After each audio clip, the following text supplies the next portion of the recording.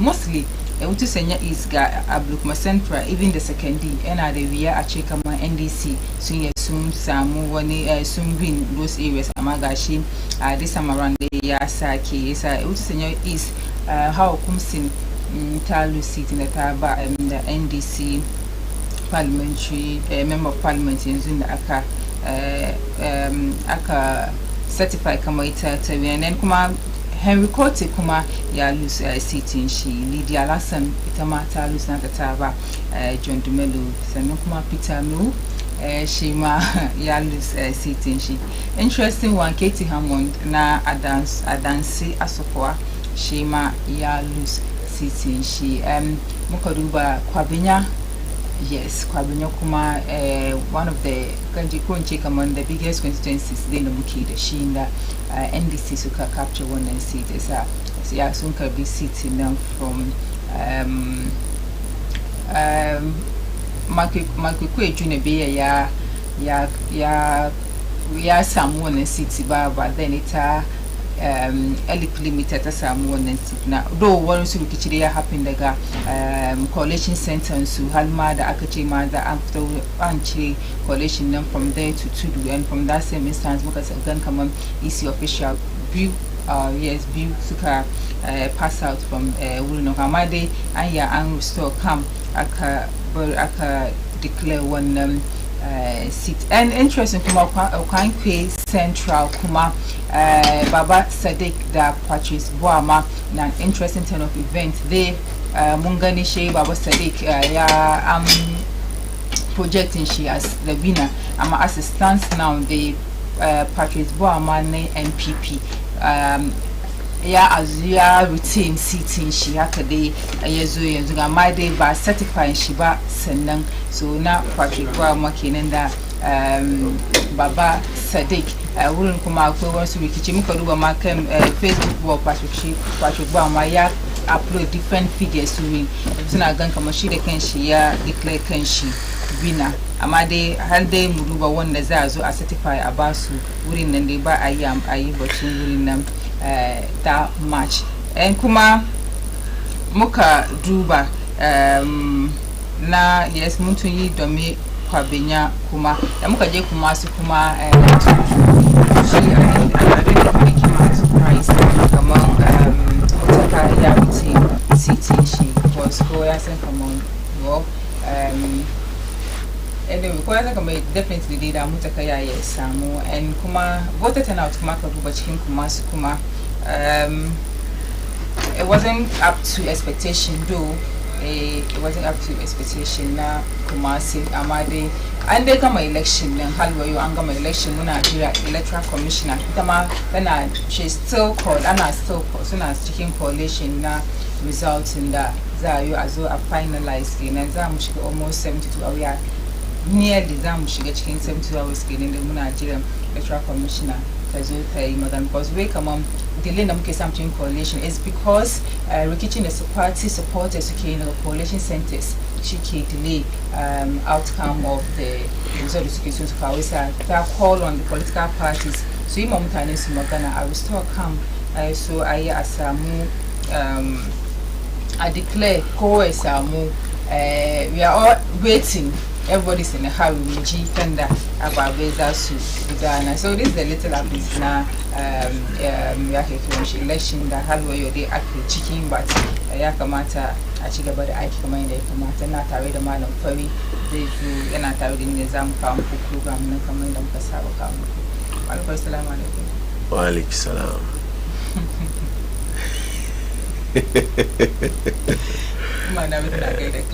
Oh no. It's, wow. So far so good. You talked about electoral commission that Kijiranta and I think it's rather unfortunate. Come on, and you said party supporters. Yes. I'd rather want you to be very specific. NDC supporters. Yes, NDC supporters. And I call the video then I can TikTok. All that I'm saying is Baumia has shown leadership. I don't want to say statesmanship. Yeah, I can even say it. because nobody thought that Baumia ya futu the Wuria kana yezu ichi ya concede, and he has actually shown us that he is truly the digital man, because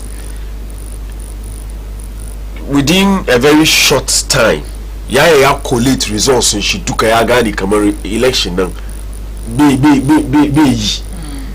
now why should he hold on ya kama chief to waje izo iban al'umma san kaman results elections now ya lose. That's he took a bold step. Yes, that you see, there are party people who don't agree with what he did. Yes, there are party people. I'll come to the NPP as a political party, but right now I'm looking at Baumia, what Baumia did yesterday. Asante we according the banana kill shukudru we uta ukudwa when you the milka. What Baumia has done, one of ye aji manangaba kowane political party, but I am absolutely disappointed in John Dramani Mahama. Yes, I'll tell you the reason why. Congratulations, President-elect. We should be hearing from him. No, we talk after. No, this thing should. The EC is struggling to collate the results right now because your supporters have besieged the collation centers. They are not even allowing the Electoral Commission officials to do their work. In their press conference, it's okay. Munji, some JP keeps telling them that they should be miles away. That is not enough. That is not enough. That is not enough because the same people are encouraging the supporters to go there. But they equally tell you they should be miles away from it. They when you encourage them as well, when you encourage them to go there, when you the same person that's the question. Because election now, Jomama win election now. It is clear. Yeah. But we take time. NDC majority that has to absolute majority that has to which means so you have to change the constitution. And I even have a problem with that. I think you will come there. So you have absolute majority based on the figures that we have seen so far. So you see, there is no need for NDC supporters to even be there because you have your agents. Impossible as this one alone should tell you that Baumia and then the party, you know, sooner than the Sata. That's you because Baumia to concede. So what is your problem? Why are you still there? He did that kind of look at you like Bejirama. So that's the point. Right at that time, when NDC supporters were at the collation centers trying not to allow the processes to continue. I was expecting that right after that one, instead of John Mahama coming on his as soon as she social media platform to inform Ghanaians that Baumia ya kirani ya che kaza de kare she kara supporters na da kuka besiege ya sunan shi coalition center ba ku allow processes ne continue no dan Allah dan annabi ku fita wurin ku bar mai agent in NDC su yi aikin su. You know, sometimes it could be short-sightedness, about like the euphoria, the excitement, the look at is where. No, but yana delay.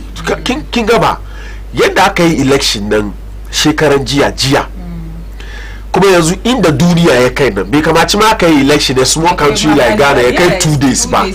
But you see, this year in particular, the only reason why results now how were you, even though Baumia ya concede defeat. Down 24 hours kina the closest rival of the one who won the election Kokwa, the main contender na John Mahama ya concede defeat almost 24 hours. Electoral Commission batted to announce also che Tajima because Sukodeyo all the observers so you soon announce results.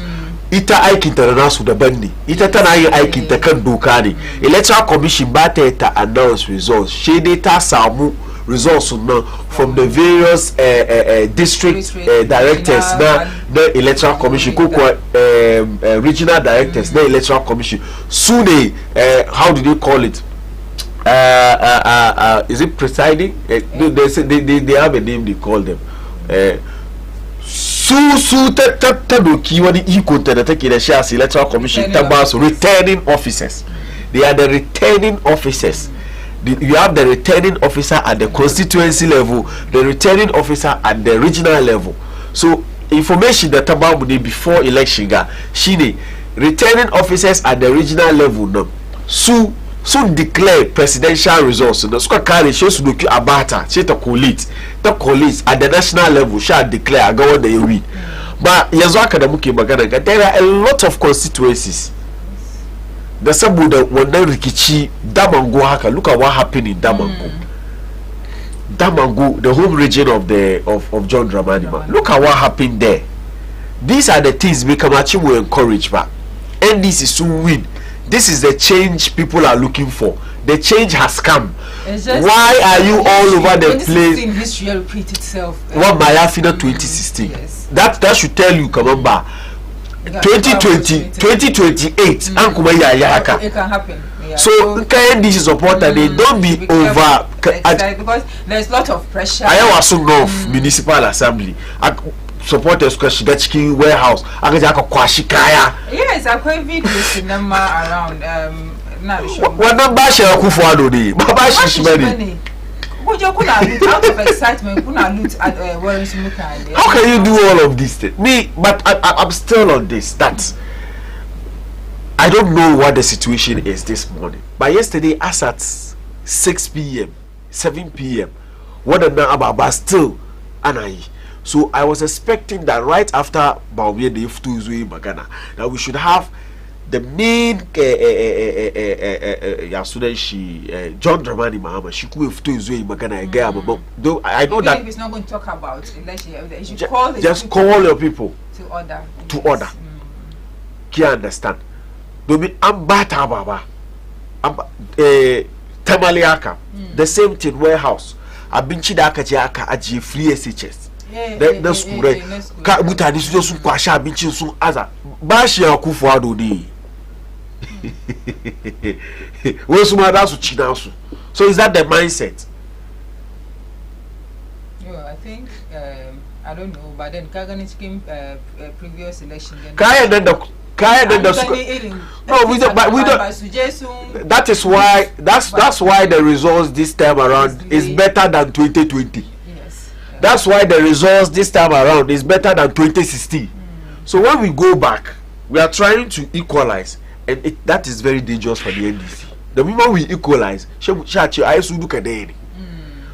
I want to see right now is that my NDC, instead of Achema supporters, Suje Suime Kuma. Nothing. It's clear. Suje made that Suje Sui. And Abu Kuma da muka establish this election ne ba kai ka sata election Ghana. Yes. Ba yanda za ka yi ka sata election. Wannan fira ya kamaci mu bar amma mutane su sani. Don abinda ina da imani abinda yasa supporters suka cika collation center na because of mindset su kama an ya sata election. But clearly, before election be vigilant, don't go home. And that is what they are doing. So when the kai da shi ke compete ya ce ya lose. Ya saki an kare wuri kowa ya je gida. It is very clear how many seats NDC da su samu an sani kowa ya je gida an rubuta komi kan pink sheet ba wanda zai saki shi to the extent that wasu na karban ballot boxes a yar domin kwaminyaka. I heard a terrible story that happened there. Wannan na ya bar ma ko candidate kai win shana doubt. Why should we do that? Wanga nasara ne mai ban sha'awa da John Dramani Mahama yayi. Dan kai dan NDC ne alfahari da kai da shi. Ka ki gane ko bai kamaci ka je kai wani abu da da karanta tarihi a ce ai ga abin da aka yi tukunne yayi irin wannan nasara. Don ni dai coalition centers da ake gwadawa rikici da ake yi tashin hankali da ake yi duka ni ba ga yan fifi ciki ba. Yan NDC zalla ne suke yi. Kuma gaskiya shi dai ne ya kamaci abin su san gaskiya. Kaga ajana yayyaga billboard menene politics in 1992 an bari ido ya bude yanzu. Kuma da yawanci kaji yare da ake yi ciki Hausa ne. Mun gano da ci a bar mu. da ba ci a bar mu ne o amma mu ne gaba gaba mu ne gaba gaba mu yi mu binan he buka cheka obuasi civilians suka kama soja yana rike da bindiga sojoji ne ya kamace a ba su award suna bugun su soja na rike da bindiga yake halba inda in ya halbe ka sha za a ce wai an halbi wani shekarar jiya ga kami a yi zabe ga na ga video ne da yawa su wasu wagon wanda aka halbe su matan shi na zaune tana kuka an halbe shi then they say military man na rike da bindiga ya zo yana yin aikin shi. What we heard before the start of this polls, electoral commission ta gaya mu da na electoral commission da military service sun muna alkawali kaman ba za a ga military personnel polling station ba, wato military ba su zuwa rufu na zabe, sun gaya mu da wannan magana, amma suka ce amma inda aka bukaci ko kuwa yayi ya zama tila sun zo domin su aikin su ne tsaro, shi san aikin ya fi karfin police suka kira sun zo maganar da aka yi kenan, amma ba ce kamar sam ba a ga military ba, shi sa kai police station ka kaje kai tashi hankali wurin shi aka kira military, kaka ce ba ka yadda military su zo wurin, the moment ka ce ba ka yadda military su zo wurin shi sa kai zaka kai ma military hari, to kai ka taka duka domin baka da anya baka da dama kai haka. Abu kuma ɗaya da ya kamaci mu yi magana kai shine gazawa da 'yan sanda suka yi. The police service actually failed this particular election, but nobody is talking about it. Na gan kuma an da yin magana shi ba mai ya ke view na gan kaman like sun ko kaje da there are some areas in the person Khadija, they failed all this chaos da muke gani, me chaos out of nothing, that is what I'm calling it, because this chaos will only happen if the ruling party is saying that sun nace sun kuke suka ce ba su sakewa ko da yake an gane shi yayi clear kamar suna lose, shi su ce ba su sakewa. That is where you see this chaos da ake zuwa collation centers aje ana babbata kaya. As it stands now, the ruling party da aka election gari ya waye da sassafe no around 9 muka ga sun sake nan, shi yanzu aka samu mutane a video gani ke batun shi domin da civilian ya buge hannun soja, ya buge suna rike da bindiga fa, suna da dama su halbe ka, yasa ku da kuke gida kuna kallon mu, in jiya kaje shekaran jiya kaje yau kaka te, mun gaji da kullum irin ababa haka da bai da ban sha'awa. Idan an da gano suwa suke yi, mu ya zango mu zalla ne, kuma mu ne muke cikin wahala, muka fi kowa. Party biyun duka ba wanda yake iya san mu, wayanda suka sani shine wayanda suke kusa da su, ko wani dan zango ya ci amfani wayanda suke kusa da su ne, na bubbuga suna ko wani dan zango ya ci amfani wayanda suke kusa da su ne da ka sani, kai da kanka kai baka ci amfani shi. Talakawa mu muke wahala domin da suka kama soja suna mai duka, sojan na rike da bindiga fa bai halba ba, to inda ce sojan ya halba bindigan ne fa ka zama gobe kenan. Kasuwa ba haka aka yi ba, wani bai mutu ba. Jiya da aka announce ita wanda ta win tana celebrate, she ta ce wanga lokaci dai mun win amma muna cikin dimbin bacin rai, ya kamaci she tana batun wanda shi aka kase shi ka mutu banza, esgratian an bata bai zuwa gidan banka, bai zuwa gidan babanka, kai mutuwan banza. Mutum bari wani ciwo ya kama ka da ba magani shi ka mutu, kaka je kana bin dan siyasa kuma nasu na an biyo su ne, yana da cikin pickup je ta mu yana cikin lotu ka san trunk of the you know what, that is how they will narrate the story. Ke da kike zaman ki gida an biyo ki, that's how they will narrate the story. But my point here is that know the value of your life.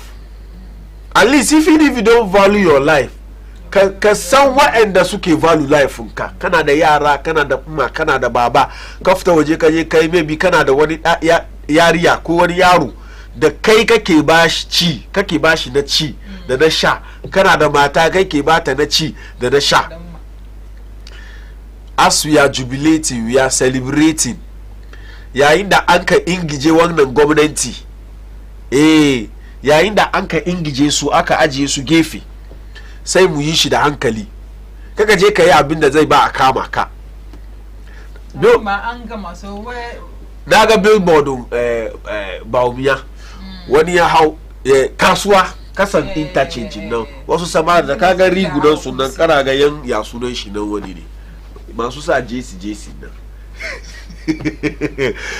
Ana yaga wa gra da ce dubo jama'a ma bai san yana yin wamba. Ita wanda ta win ya sunanta koyo ko menene, bata san da zaman ka ba, bata san ka koyina ba. An kama ka kamawan banza, a kulle ka kullewan banza, ka je ka sha wahalan banza. Sa hankali, ba mu kawai ido muke da karfi ba, ko ido muke da zafi ba.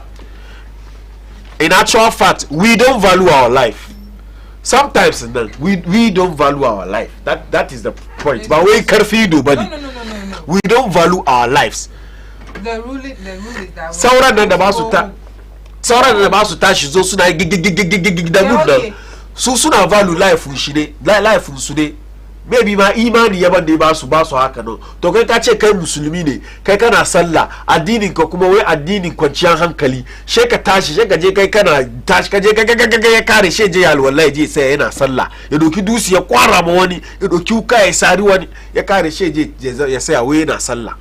Kuma mu sa hankali, domin ni abin da ya ci min tuwo a kwarya, duk abin da ya afku shine idan an yi kusa da kamarin jikinsu, in sound nan na zuwa, kana ga Hausa suke yi, kalaman nan Hausa ne, ana zage cikin Hausa, kana ga wani yaran zango ne suke aikata waɗannan abubuwa. Ban ce su kawai bane, amma muna da yawa, mu da kanmu mun sani.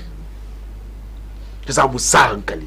Election aka yi, an kare, wanda ya win. Jiya na ga kyakkyawan video, jama'a da family shi suna daki, ana zuwa ana kai musu ziyara, yana da ban sha'awa. Da ku kuna nan kuna yawo kan titi in the name of jubilation, kuna shiga what is this? I don't get it. That man go when in the schools go kona officing electoral commission. Ya da ku je ku kona officing electoral commission. Jama'a mai win. Awe Abuja po ke lead wurin. Wai dole duk da dai John Mahama ya win, Abuja po ya win. There are a lot of constituencies in Ghana that Bawumia lost, and their parliamentary candidates won. Koko Bawumia lost, John Mahama won. Did you hear the NPP saying that even though they are losing, did you hear them say that okay, Babu Yada, Muamu Tasha Hankali, Mugano Baba too further body. And I will repeat this thing again. Lokaci ya kai mu understand kaman ba yanda electoral system mu yake Ghana ga ba ka kai sata. Me da ku ce ba supporters su je coalition center. This is for both parties. Su je su. Kan kana da agents wurin. Biyu. Me da ka ce supporters su je wurin su je su. You see, this would have been a very beautiful victory. Seriously. Very beautiful. And then it would have been one of the beautiful elections that in the devoid of Mutanisco, J-Scope because yes, it would have been one of the beautiful elections that me. But some rikichi day when everything went on smooth. It would have been as smooth as 2016. Yes, for the 2016. First time, concede the sorry and we've never. This has never happened. Come on, election. I election from the time when aka fara count to the time when she candidate. One day you lose. You have to less than 24 hours. I'm a vice president. Come vice president. How are you? She the commander in chief of Ghana Police Service. Police said Akatura, Rufunan Zabi, Suki man election. How are you? Bawumia is their commander in chief. He can actually call down parade and command him do this, do that. But they have 2 years we concede defeat. Kat kokuba aiki jomame yuya. Tumbi faraba. interesting thing kuma been the eye to me kuma legislation, you know, as we are speaking now, and so unsingle out Baomia. I could disassociate it from party issue because of having the zoo. Yeah, people are actually saying that. When I was coming, people are actually saying that Ghanaians did not particularly voted against Baumia. They voted against Akufo-Addo and his government. Yes. And clearly, Kaduma figures in the zoo, even from the Ashanti region, it tells you that the moment voter apathy is set in. On Saturday, look at Chindaki. Nina Jena is na vote. The nigga bisaya ikusu na washing bay. Nina wadi samari. Sheni ke ga me kama. Ayi ada the gezubo MPP soon lose hands down. Ask me the reason why. You see, go the party because Okazam now for 8 years. Core supporters in Ghana. Isuka we di sawara. There are supporters, there are core supporters, and there are floating voters. Core supporters, so they wonder, Shiko Anje Sama, Anzo Kasa. Ko shugaban wannan party ya sa wuka wuyan man shi da baban shi ya yanka kamar rago ya vote wai. Ki understand? Tukuna there are the supporters su muna kiran su sympathizers. She gidan shi ana vote for MPP. He's not really into politics. So anytime they vote, MPP they vote ma. Amma shin nan inda yana cikin wani mawuyacin hali bai force kan shi je vote. Kina ji ko yana cikin wani abu ya kure mai ko yayi wani tafiya bai dokan lori ya ce shi ne zo yi vote. Wanda ya kaga su doki mota sun je sun vote na duka these are the core supporters. Amma ninga inda ce vote na kuma shi yake ban zuwa. Ni ban zuwa. Domin ba wani party da ke ciyar da ni. My sister is a clear example. Tana voter region but a border. Zaman kinga vote kira voter region ba ki zuwa. Me kike samu ciki? Ba shi ko supporter da me tambayan kanshi me nike samu ciki. Shi na shi ne ya doki party kama addini. Ya je vote. Good. And then you have this floating voter. She floating voter now. He actually doesn't look at family na bi ko wani mana na bi. She yana da independent mind in she. She yana duba party ga da party ga me wan yace me dai amfanar da ni she je ya vote. So what affected the NPP was that these floating voters, even if they have this, they don't want to vote for Mahama, they have decided not to vote. These sympathizers who ordinarily that's who is just vote worker because of maybe when the families when really when mijinta wani kaninta na bin party yana ci amfani shi sai ita ma ta vote saboda kaninta ya ci gaba da ci amfani tana me shi na ga kaman don me yasa bisa ya kusu shi yasa check areas da aka yi adari nan duka kin ga vote to NDC MPP in 2016 Sosu ya ja Boniface the 16,000 votes. This time around votes in the Eja Boniface ya kai 30,000. She said times 2 vote in the Eja shi when the Eja shi Okunkom ya kai 30,000. So that should tell you kamamba voter turnout then they low nationwide in that. It affected the incumbent. And it has always been like that. In 2016, it was the same thing. The voter turnout is very low. She affect the NDC. Is breaking the 8 in Ghana possible? It is possible if you deserve it. By rhetorics, buddy. By how do I call sloganeering, buddy. You have to deserve it. If you don't deserve it, the people of Ghana will vote against you. And they will vote against you massively, like they did against Dr. Mahmoud. Okay, let's look at the voluntary names in the so-called new cities. Did they come as a surprise to you? Kamang Ablekuma Central. Ablekuma Central has always been a flip. But in the past elections, Munga NDC should touch because of the presence of a lot of Zongo communities in that particular area, and the Aboso kind enclave, of course, So now come when the party that's cause power was to take Kisuba, because there were a lot of promises that Suka look at the Suki opposition. Suka create the picture. Come on, we are for the businessman, especially the business people within the Abusoka enclave. And don't let us also forget that these are people who are largely importers. So now as well to import spare parts to do the shini. And the dollar CD rate, they are unstable since the COVID-19 time up till now. Yeah, affecting so you have to go. And it was very clear, come on, even at Abusokai, the voter turnout was going to be very low. And once the voter turnout is low, then it is going to affect the NPP, the ruling government, who supervise over the unprecedented depreciation of the city. Well, I think Kabine Maskolo Shigochiki in the one document loose the Yamin Daddy. Able Kuma West King Kong. Me Girman Kai. Me Rigima. Osla Usu. Ta loose ya Daddy Pan. It a loose. Everybody says Central. Everybody is excited about. Yeah, because she's arrogant. She's arrogant, and that's the word. She doesn't listen to anybody.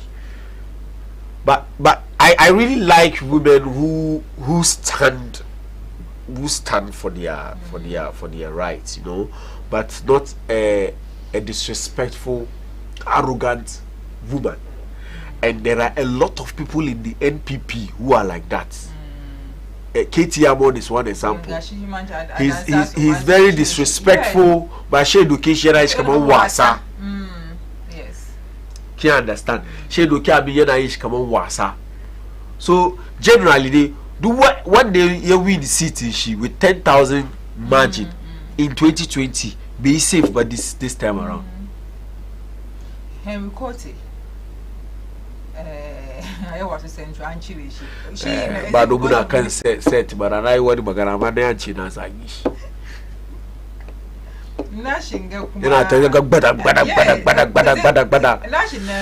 Yeah, ministerial border. Yes. She affecting she call me by ministerial position affecting. I was so central is traditionally an MPP seat. So what I'm saying is that seats in the MPP Kerikeda Shiduka in the 2016 Suka 2020 Suka win with less than 10,000 votes. Duka so struggle this time around. They are either losing it or they are winning it marginally. So Ayawaso Central is an example. So me Ayawaso Central in 2020, I knew that 2024 yeah lose. Not because she imagined they are close. Because of she the Kanshi and they can conduct Kanshi. There was a time, there was even a clash between him and his own party people. They gave him the Minister of Greater Accra. Look at Chindeki, Minister Greater Accra, for a reason. By Agaza 2020, Akachanza Akamai the Interior Minister. What has he been able to do in that regard? The only thing he did was that on the eve of an election, then you go and close border. Yes. Close border, come on, land borders in Casa Danduka and Kuli without giving any reason. What number that Chikia voter region and Suka Fushis can vote boom. Yeah. 93.93. Actually, I thought, come on, you know, they are. That's because I'm a die-hard fan of Endis and the Yazo Kasa. I'm looking at the fact that this year, some votes all out. Yeah, the 93 point something, over 93%. Yeah. I don't know what about it. I think the last time we saw that over 90, that was 2012 election. Book go over 90%. Ashanti region is as based on the figures that are coming, man. Soon as struggles to hit that 70% mark. So definitely NDC and the Suka project come on. So Samu 31% in the right now, based on the figures that are out. NDC at the 31%. But the point is, political parties, you know, so Masuko you lessons. they don't learn lessons. Abin da ya faru ya kasance ma NDC in 2016 shi don muka gani ga one ma times 2 one times 2. Okay, so ya kamaci mu bar masu mu dai yau da safin ga sako mu ɗaya ne kai da ka zama ɗan zango na sani kaman murnan nan ka shigo Ghana kaga inda murnan nan ke zango ne, amma muna yi mu yi shi takasansan kan mu je mu yi abin da bai kamaci mu yi ba a zo kuma mu shafa ma John Mahama ka don yanzu haka an zabe shi matsayin shi shugaban kasa. What we should be doing right now is what is John Mahama coming to do for us da dai benefit mu al'umman zango, ba wai wani murna ayi murna a je ana kuma babbata abubuwa shi dama sunan mu da bai da kyau kuma shi muna kuma shafa ma kan bulaka mu bari. All right, 055 3683 055 3683 Hello, salamu alaikum. Hello, salamu alaikum. Wa alaikis salam. Salamu alaikum. Wa alaikis salam. Na kwana ku? Alhamdulillah. Wa alaikum, ya kuke na kwana ku? Na lafiya, ya kuke? Ki kashe TV na ko? Ina ku duka da su malam fari. Muna amsawa. Yayi magana da yawa malam fari, na ji dadin magana ka. Allah kara mu lafiya. Gane su fushi mu kowa ya fushi ya tuwa ba da kyau. Allah taimaki Ghana duka. Allah ba mu kwanci hankali. Amin. Amma kaman da suke ba ta kayan nan bai gaskiya ba su gyara ba bai yi ba. Tunda abin da muke so Allah ba mu mun sakiya mun gode. Amma abin da na taba yasa suke wurin tuna gani kana zuwa doki na a musu tayar yasa suka taru, amma ku taru mun shafi kan wayo kan adalci. Hako mi yayi daidai. Kuma na ji dadin ba mai fajiyan da yazo yana fadi shan sani ya kama ni. Wurin kawai na salutun shi na sa mishi albarka na ta Allah kiya shi da yaransa. Wallahi na ji dadin da ya fito shan sani ya kama ni jiki na sani, amma mun gode da aka yi sakiya. Allah tanye shi zai zauna ya ci gaba da aikin shi domin an gaji da fushi aka bo. Allah kiyaye kowa, na gode, bari in baka malam fanki. Na mu gode. Amma kada mun tare wai wasu akwai da kwani da shi bai zo ba. All right, results ne shigo cikin yanzu da aka certify NDC takes Wasa East 2026. Wasa city dai do NDC sun doki. 11,434 da 20,421 for the NDC. Sai suka kare su da key parliamentary nan kuma. This is certified. That's Wasa East. Now, Yes, city they do NDC Sundoki city duka. It was 055368310. Kema Kai Kakira. Hello, salamu alaikum. Hello, salamu alaikum. Alaikum. Na'am. Wanda sunan shi yana kira da To bana yiri daga Taboro na sauraron ka. Hello, Malaidi. Malaidi magana. Oh. Yeah, call you Shandro. Hello, salamu alaikum. Hello. Malaidi ya fita ni na zo mu ne shigo kan layi. Babao. Allah kiyaye ka. Ya ka kira ni so guda. Babao. Allah saka maka da alheri. Sarauniyar dandawa na ga baki kira ni ba. Babao. Yawwa Allah saka miki da alheri. Shekaran ga zan baki tikitin maka. So, muna Kaga Malam Fari sai dai mu ce alhamdulillah alhamdulillah.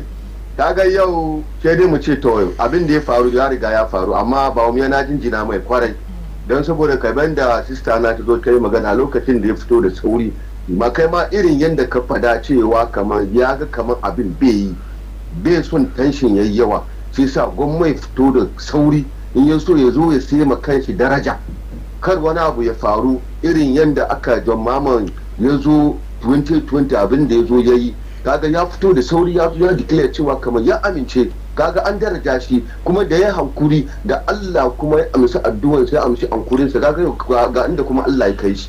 To kaga abinda ba mu yayin nan haka ake so, mun gode ma Allah kuma ya sa in yana da rabo gaba bayan zuba fa sai 20 to 50 years coming NPP kuma da su zo me za su zo fawa Kasuwa sai sun dai fara mu yin ce alhamdulillah yau ka duba irin yanda aka musu dukan da ba su yi ba su yi amsawa yau ka duba ma a can tere da irin yanda suka samu seat yau aka waye gari aka ce a can tere da sun samu 7 seat su kara an yi mamaki yau ka duba irin a ce a waye gari wa usulawusu ta fadi kai mamaki ka duba yadda aka ce wa hawa kunsin inda da kanta ma ya kamata ta je sarka yau ka duba irin abin da ke faruwa tun 2020 irin ba mutanen da ake kashewa amma fa bari in gaya ma malam fari ajiya kubura yau mabiyanmu yan fati ya kamata ku samu hankuri da zu kai wani magana cewa kamar wani fati fa kai ba san ka ba yau fati za ka je kai wahala karshe wani zai zo ya ci amfani kai ka je kana wahala yau ka duba irin mutanen da ake kashewa yau wani babba fati bai san ka ba to soyayyen fati ka je ka sa kanka to soyayyen fatin nan kaka bari ya je kai ka wani mahallaka salamu alaikum mun gode Walaikum salam. Sami Jemfiwe, the concession speech delivered earlier today. I think the post kenan yana gwada kaman an ji daɗi ya gwada ya nuna kaman it's a statesmanship with respect. Hello, salamu alaikum. Hello, salamu alaikum. Hello, wa alaikum assalam wa rahmatullah. Ya kadi. Na'am Idi. To, Malam Idi ke ganna da rabon samun shigowa ba. Mun gode da ka kare kiro. Yana da suma submission na ce mu ce alhamdulillah, suma alhamdulillah. Mun gode muku, mun gode masu kallon mu, mun gode mutanen Ghana duka baki daya. Mun gode ma Allah shi na farko ya kuma sake kawo mulki ya ba His Excellency John Dramani Mahama. Dama ko wanda safe muka kira ka wanga television kowanne muke yi kenan Allah ya kawo da shi kuma Allah ya kawo shi. To magana biyu ko uku zan yi da nake gani kamar zai fi muhimmanci malam fari yayi daya ciki shine over happiness ko kuwa over jubilation. An zo mulki ka zo kana ko kana yin wani ababin da bai dace ba har ka zo kana muna jima kawo na mu ciwo waransu ana wani driving da bai da kyau wai saboda duka cikin murna yau Allah na tuba wani abu ya same ba mu fatan wani abu ya samu mutum amma wani abu ya same ka kai kasi ka ba kanka. Na yi aiki polling station da na kare ko da na college komi na ce da shi na kare na shigo da mai zauna ba aka kira results ba na zo na shiga daki na zauna nake duban talabishin mun aiki mun kare amma ka zo kana bi aje ana koka kai wani magana me very very important. Most of people didn't value their life. Mutane ba su san wannan ran da Allah ya baka da kanshi mutum baka daraja wannan rayuwar da Allah ya baka daraja shi ma ka manta kamar in ka misuse shi Allah ya tambaye ka fa haka da in ka misuse rayuwar ka fa Allah ya tambaye ka inda kai wani magana mai kyau me shi ya je wannan birgi ne ke kare da ana sau yana gudu za shi shiga masallaci ya roki ka ya kidan washi amma ana sau su ne farko masu shiga masallaci za je su yi sallah. Na yi wannan magana kan wani station na ce fawailul lil musallin wa ka ce wai na yi guntun aya na ma ta express aya nan duka ba sai man da kifo na call na yi tafsirin wanga aya kan television kan wanga daman da ko ba da ba. Na yi wannan magana kan wannan that way aka ce wai na karanta guntun aya da express duka kuma lokacin da ka ba mu wani tashi sake ba sai na yi wannan tafsirin ga duka ba. Isa musulmi kamata mu yi kukan kanmu addu'an mu ne zuwan John Muhammad warasun da mu ma rayuwar mu kuwa muke kasa Allah za ka doka mun ka John Dramani Mahama ne ka doka cikin wanga lokaci dukkan kowa da ya bi wanga party shi ma ya samu amfani cikin wanga party ba zallan kullum muna bi muna kuwa ba manyan muna zuwa suna zama wasu suna jin muryar mu aka wasu networks banda shi muna aiki kasa mu ma za a je a ji tausan mu wani wuri mu ma a sa mu ma mu samu wani amfanin abin da muka yi shekaru da yawan nan mu ci amfani shi kada kullum mu zo muna kuma an ka kare shi a ajin wani wuri a ina ji kamar su da kansu fari wannan lokacin ya wuce kuma mutane da duka baki da abin da gwamnati da zai zo yayi abin da kowa zai ci amfani ya ce alhamdulillah kan mu zo mu kuma baya da muke da kunun wasiri yau da kunun kai sabin siri muna kuka yayi kokarin da kunin ya zo ko da 2 siri ko 3 siri a dinga ce yayi noma siminti from 25 siri ko 28 siri a kai 105 ko da bai ya kai 150 siri ba zo 60 siri ma mun ce kuma alhamdulillah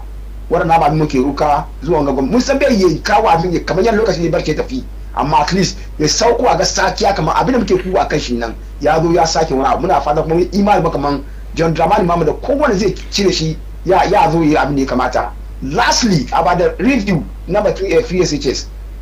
Ba mu za mu fadi ba sun saba a mistakes da kenan su zo su duba su gyara muna wannan free SHS ne sai ya so a bar yara su bar wahala. Assalamu alaikum. Wa alaikum salam. All right, in muka duba first 100 days John Dramani Mahama.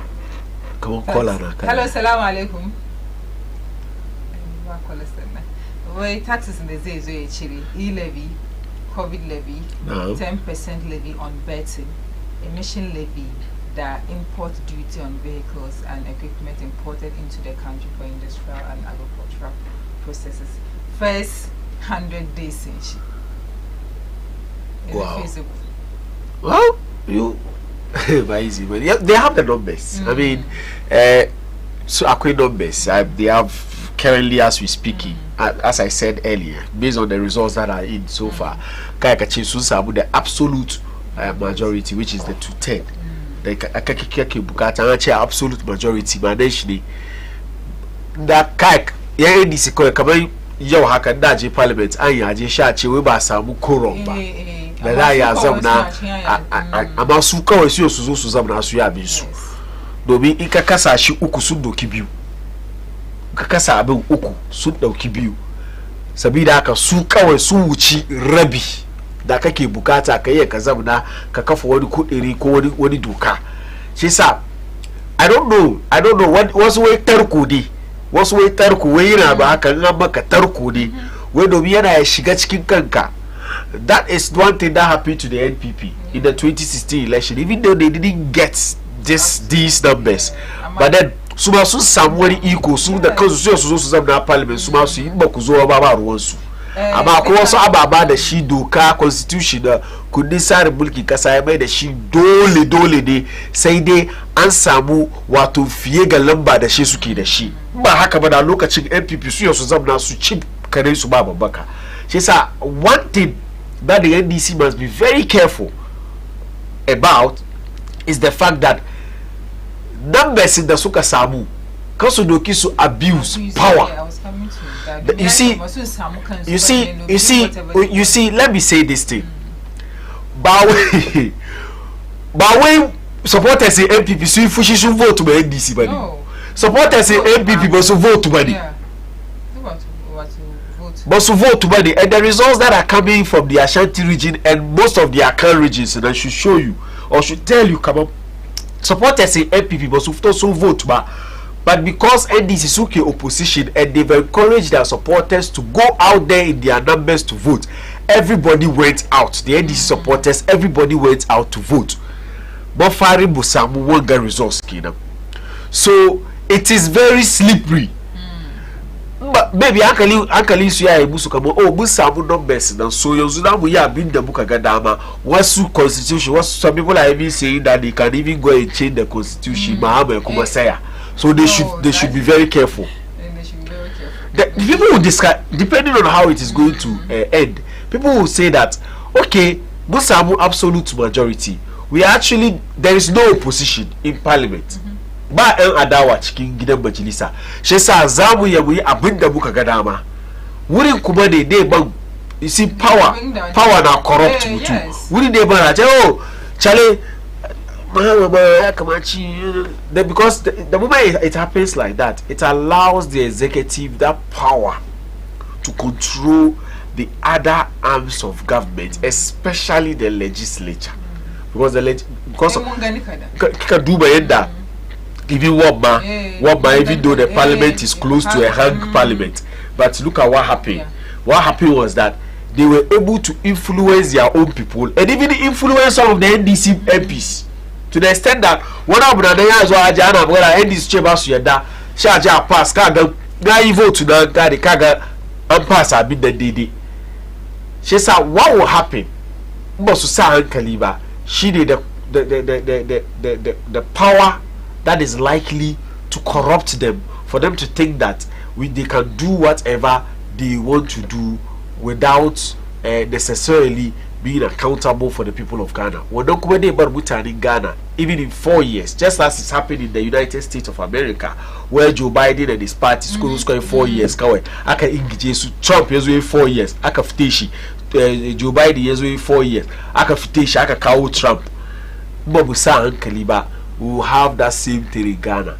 But then I will say that this is the opportunity for John Dramani Mahama, with these numbers that he has in Parliament, presidential and that's a done deal. Now we are looking at the parliamentary results. When Chiki NDC that Samu, when Chiki Deba Samu, Isu Samuma ina watu yeah the size of their victory in Parliament.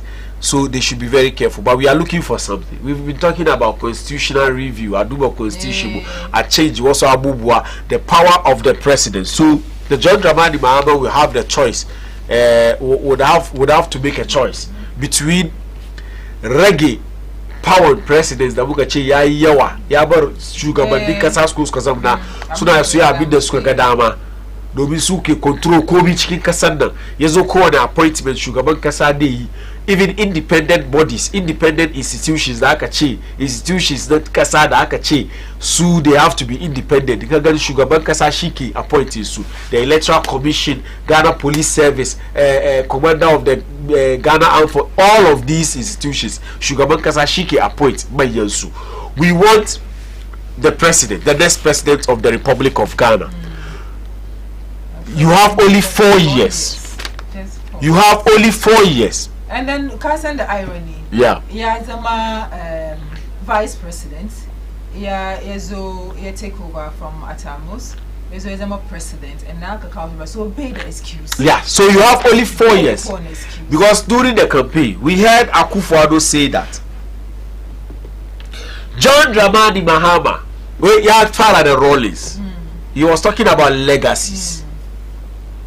Legacies. We are not talking about infrastructure legacy in terms of a policy da ka zo ka ajiye da kasar da duka yana taba kowa na cin amfani shi. Akufo-Addo ya ce wai da Rollins ya zo muka samu da district assembly setup ne da muke da shi yau har yau ake cin amfani shi. Ya ce Kufo ya kawo health insurance, ya ce shi da kanshi ya kawo free SHS. Shi ce wai John Mahama shi abin da ya bar mu da ni dum so. That is his opinion. So I'm saying that 4 years ago da John Mahama ne zo yi zamna da wanga nasara da yayi nasara mai girma mai nauyi ya doki ya duba constitution mu da Ghana constitution nan ya gyara constitution nan, ababa da ke cikin constitution nan da ke kama mutane al'umman kasa ɗimbin damuwa ya gyara. Ya so shi ma iya bar mulki na san yana da wasu abubuwan da yake so ya yi da kanshi, amma constitution mu da ya duba. Mun san lokacin a tabbas ayi constitutional review aka zamna aka kawo paper da ke nuna cewa ga change da ake so a yi da constitution. Jama'a bai zo ya zamna 4 years ba mu ga yayi komi da shi ba, da ya zo back da ya koma ya doki wannan takarda in akwai wani changes da ya kamace a yi she a yi.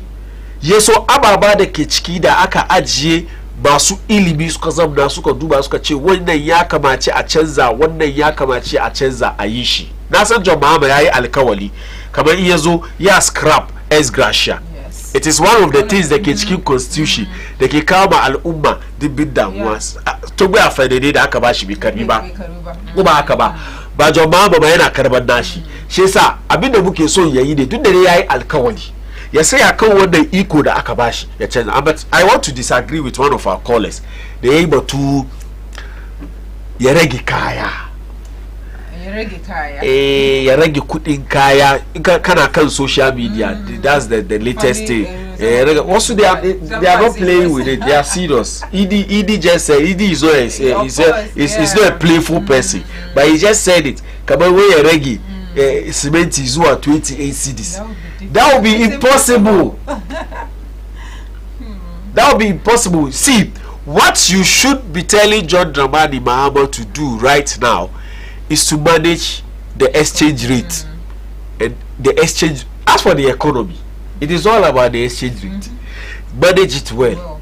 You can manage exchange rate well. The rate at which the CD is depreciating now, iya slow down, koko ye stable. the moment you are able to do that, I mean, kana keep kudin mutane cikin algifu shi kenan. Can understand? So the matter is about the essay. I heard one journalist say that ye bar abi yezo 10 cedi be yawa be bar dollar. These are the truth da ya kamaci mu gaya mu masu kallo mu saboda kan expectations there yayi high. Expectations are high to the extent that after his first 100 days sha fara no the point is that dollar da jama'a be kawo shi 10 cedi o to be yawa kuji jama'a be kawo abin 10 cedi abin da muke so yayi da 50 da kai ya bashi wurin ko ya karu ma kadan domin dole da shi ke ban kayan abinci ko bi da sada shi sai ya bar abin yayi stable yana da she drop ya zo 14 kadan she je 30 she kuma how fine amma wai jama'a ya rage abin to 10 cedi ko below 10 cedi kada mu yi ma juna kariya mu dibiya mai abin da bai yayi wasu kudin da kudu da ya kai 5 cedi jama'a mai ban ya zo 2 cedi idi ma ya ga wani 2 cedi da bai yi an tun tafi an tun tafi shi sa babu yadda za a yi ya kawo abu baya ya kamaci bugani na messages in there wanda with one running nature na with cikin turanci is quite offensive da yake gaban ba mu san in 20 I will not read all but let me read 2016 MPP sun yi we were talking about distraction that chaos that can happen. So he is saying about 2016 similar thing happened. MPP did worse. When in 2020, it is never true. In 2016, won a lot of parliamentary seats and MPP killed and take some seats by force. Which one? So that is in 2020. 2020. Mistake again. 2020 is there. Everybody knows about what happened. The 8 people that lost their life, but was it good? So he is saying that they will still remain the coalition center till they declare. They should remain there. Ka saurari aka halibi kaje kai wani abu aka halibi kai maganar kadi. Kai kana zaune gidanka kai kana zaune binda zaune ga kana ciki fogu da yayi kamar ruwan nan. Kake zaune ciki kana send the message ga.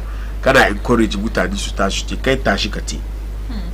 And then when we look for the way you are talking based on favoritism. Whatever that's I mean da mai MPP yau suka shana su kenan kana ga muku gaskiya ba ku son kuna ji but I'm only saying that musan ya sunan shi the value of our lives. That's the point I'm making. And Ahmed Ladanwe, assalamu alaikum.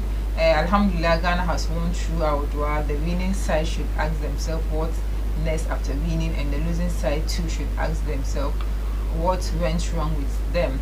What can but in reading let me quote what went wrong with us? What can we do to be able to win next election? Don't blame the person who is the cause of your wound, but rather let it be a lesson for you for the next time. Definitely, that is why it should be. Yeah, so yeah, so it's not about who am I favoring, who am I not favoring. Jomama ya ci election ya kare. Kai da ka zama supporter NDC kana da right ka fita waje ka je ka jubilate, batin kana shi kai shi da hankali. Magana da duka kenan. Ba batun da ka tashi ka je kana jubilate ka ce wai don wani yayi. Let us be very truthful to ourselves. In 2016, did you see anything like this? MPP supporters besieging coalition centers, Ajana Baba Takaya. We didn't see anything like this. In 2016, as a matter of fact, by midnight, MPP Sufto Subar Koya San Kamansu win election.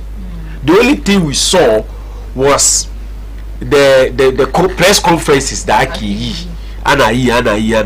We didn't see, even if I work not at this rate. Let us be truthful to ourselves. Job Mahama win, and you cannot take anything away from that. But you can only take something away from that if we continue doing what we are doing. Because I've been that key in the Uzwaka. You are creating could one fitila the cookie saka Job Mahama chiki. No Babia she have to samudash. You have to samu Sudan Kirkish. You have to concede defeat. You have to concede defeat.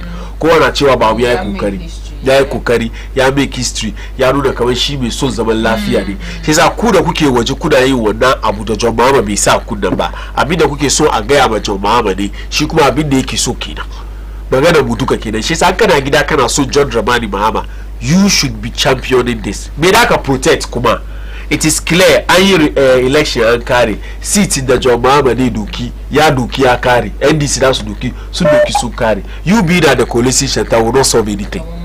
Hello, salamu alaikum. Hello, salamu alaikum. Well, call na ya drop. Oh, hello. Hello, I think Mundos will know. Muduba Okankri Central. What is happening there? Haj Farouk, salamu alaikum. Na get Haj Farouk Okankri Central. Hello. I thought you'd be here this morning. Yes. Hello, salamu alaikum. Ayya kubra. Na'am. Allah ga yamma malam fare cewa kaman yanzu ga ka sanda min wani video daga wai a shama. Na sanda muku. Ka duba ki video bayan da aka fidda hannun mutum. Kin gani? To gashi wani wai aje coalition center. Ga yamma malam fare ya duba ya gani yanzu ina magana na jana ji na daga shama. Wannan wani dan wana yana ji na wannan magana bai na ji. Ya sanda min video nan yanzu ga. Yasa ku duba ku gani na sanda muku. To viewer discretion will be mun gani video nan amma jinin nan magana da muke yi kenan shi sa mu sa hankali ba wai ba fada bane ni dai ni abin da ni ban so a yi ne mutum ya yi wahala ya yi je ya yi election ya win kai da kake supporting shi ya win ya kashe ka fita kaje kana yin wasu abubuwa kana ya hello assalamu alaikum. But sometimes ya kamace a gwada ya so mutane su doki su yi ma kansu da siya. Alright, Courage, you can project the images, but viewers discretion. Viewers discretion. Ya ku muna gafara. Ba muna so a gan abin da yake faruwa ne. We want people to see it so that they advise themselves. Hello, assalamu alaikum. Hello. Ya ku kai kashe TV kai so mu mu jijuna. Or can reduce volume television setting. Alright, one of them. Yeah, wouldn't so both parties soon declare council, parliamentary candidates soon declare council. Ashama. No. Okay, Central. Yes, sir. Hello, I'm wouldn't know the results wouldn't from some certified one that they had. So I think Bao said Yake came posting. She again in the other sister media house city Suka post. She according to him, your questions to me now Nasuka Samu figures. She Suka pull down one results in it's as a stand now. But aside graphic online, the Suka Kaunas, but upon media house. The project so graphic online will be so and I'm sure some soon genie some pick me and if not up to diversity Chile about some brushing with on their website so wasuka ba some bar Patrick Boama so magana Patrick Boama come on Facebook wall and she figures the bond and then he's still projecting potential so I wouldn't end the halwa yo saying be a some accurate result why you win in duka su da ba su no ba gaskiya da ke ciki duka ne ba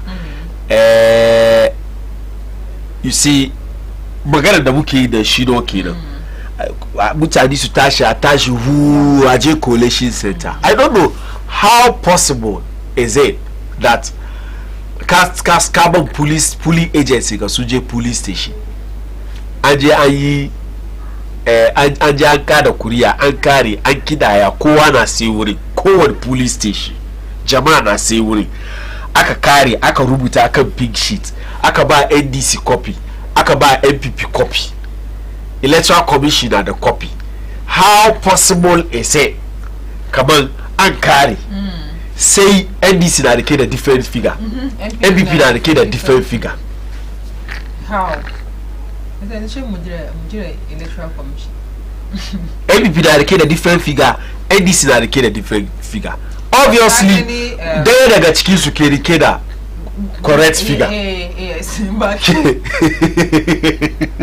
exactly. As one up the by now they can was there in our post Patrick Obama should do the needful and consider, you know them. I'm far about the pressure. Obviously,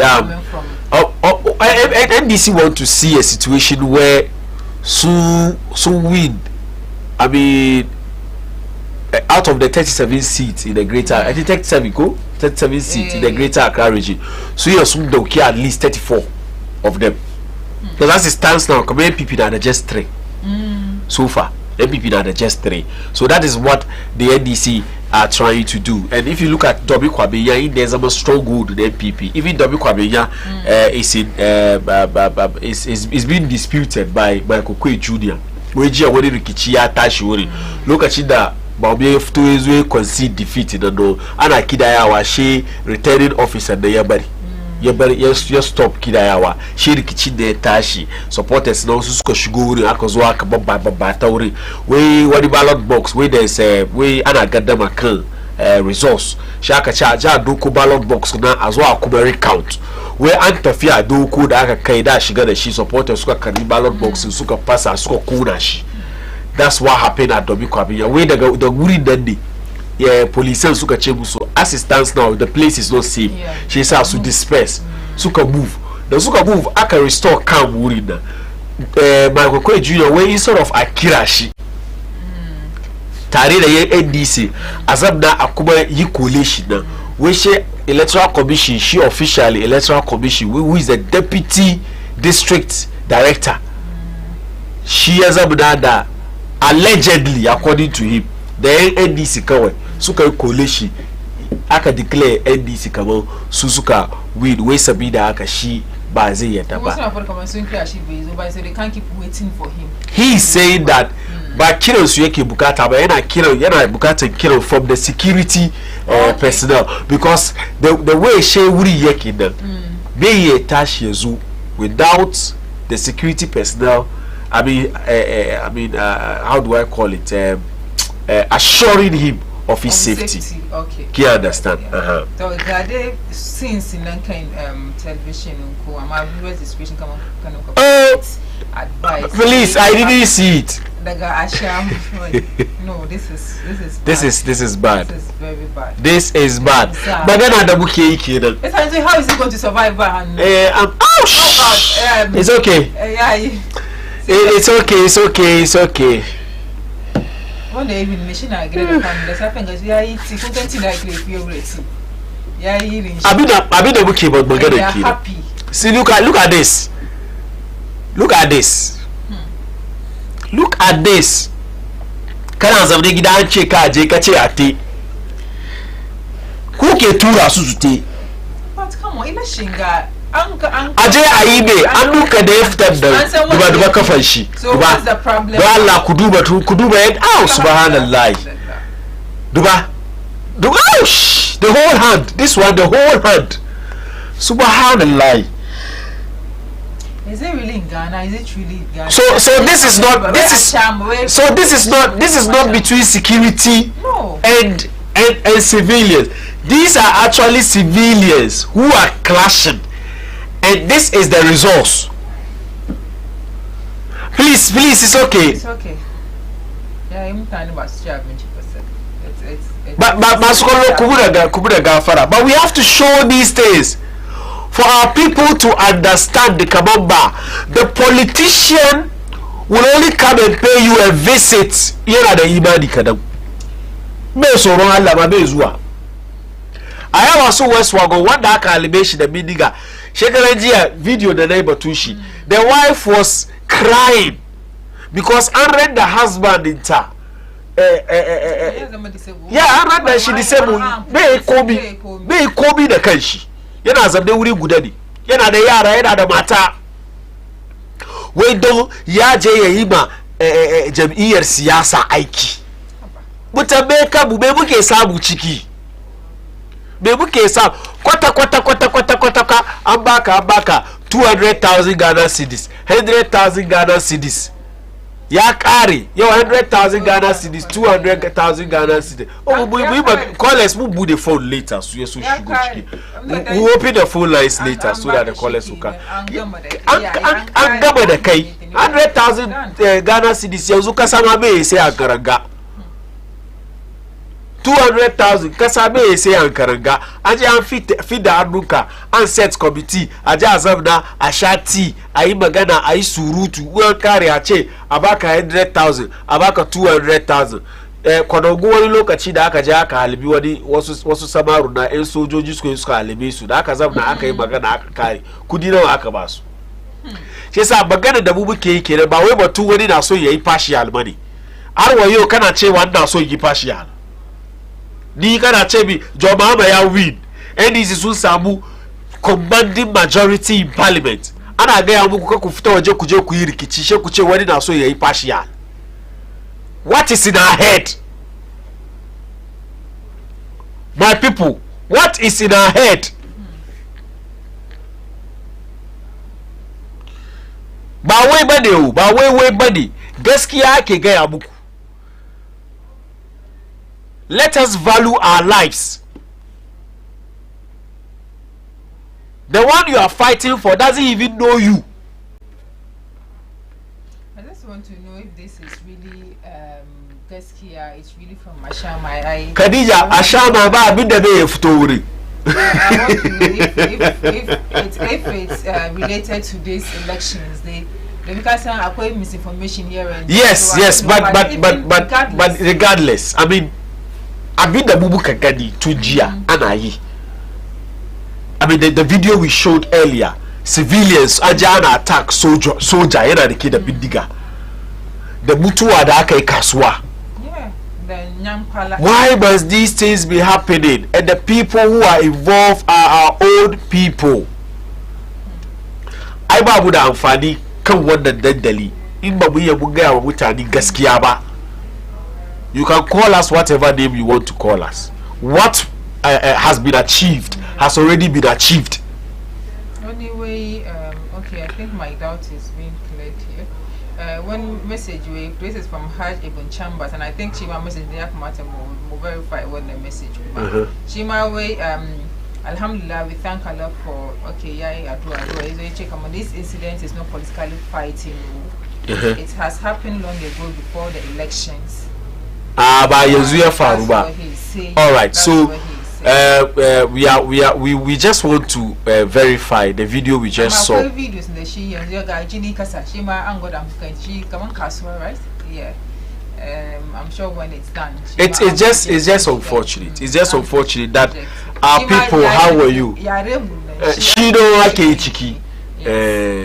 I think this now tonight was on. Jiya da bi kwa bi yama da nike duba kan TV yazo live. I mean yaren don do ha na ayawa so West Wago rikici da aka yi. Hausa don do mutane mu don do ake kwasa su je su yi wannan. My point is that an yi zabe an kare John Mahama ya win yayi nasara wanga nasarar shiga ba ka yi ka juya nasarar ko ya kai. What you should, if you are a supporter actually, so what sorry to cut you short, one video kuma yayi ready Jini kuma amma wanga jinin ga it's ai ya duba I think somewhere cars okay na inda aka halba wani during election on Saturday, so well kuma mun ce shan je viewers expressions advice ko amma dai wanga jini da ito.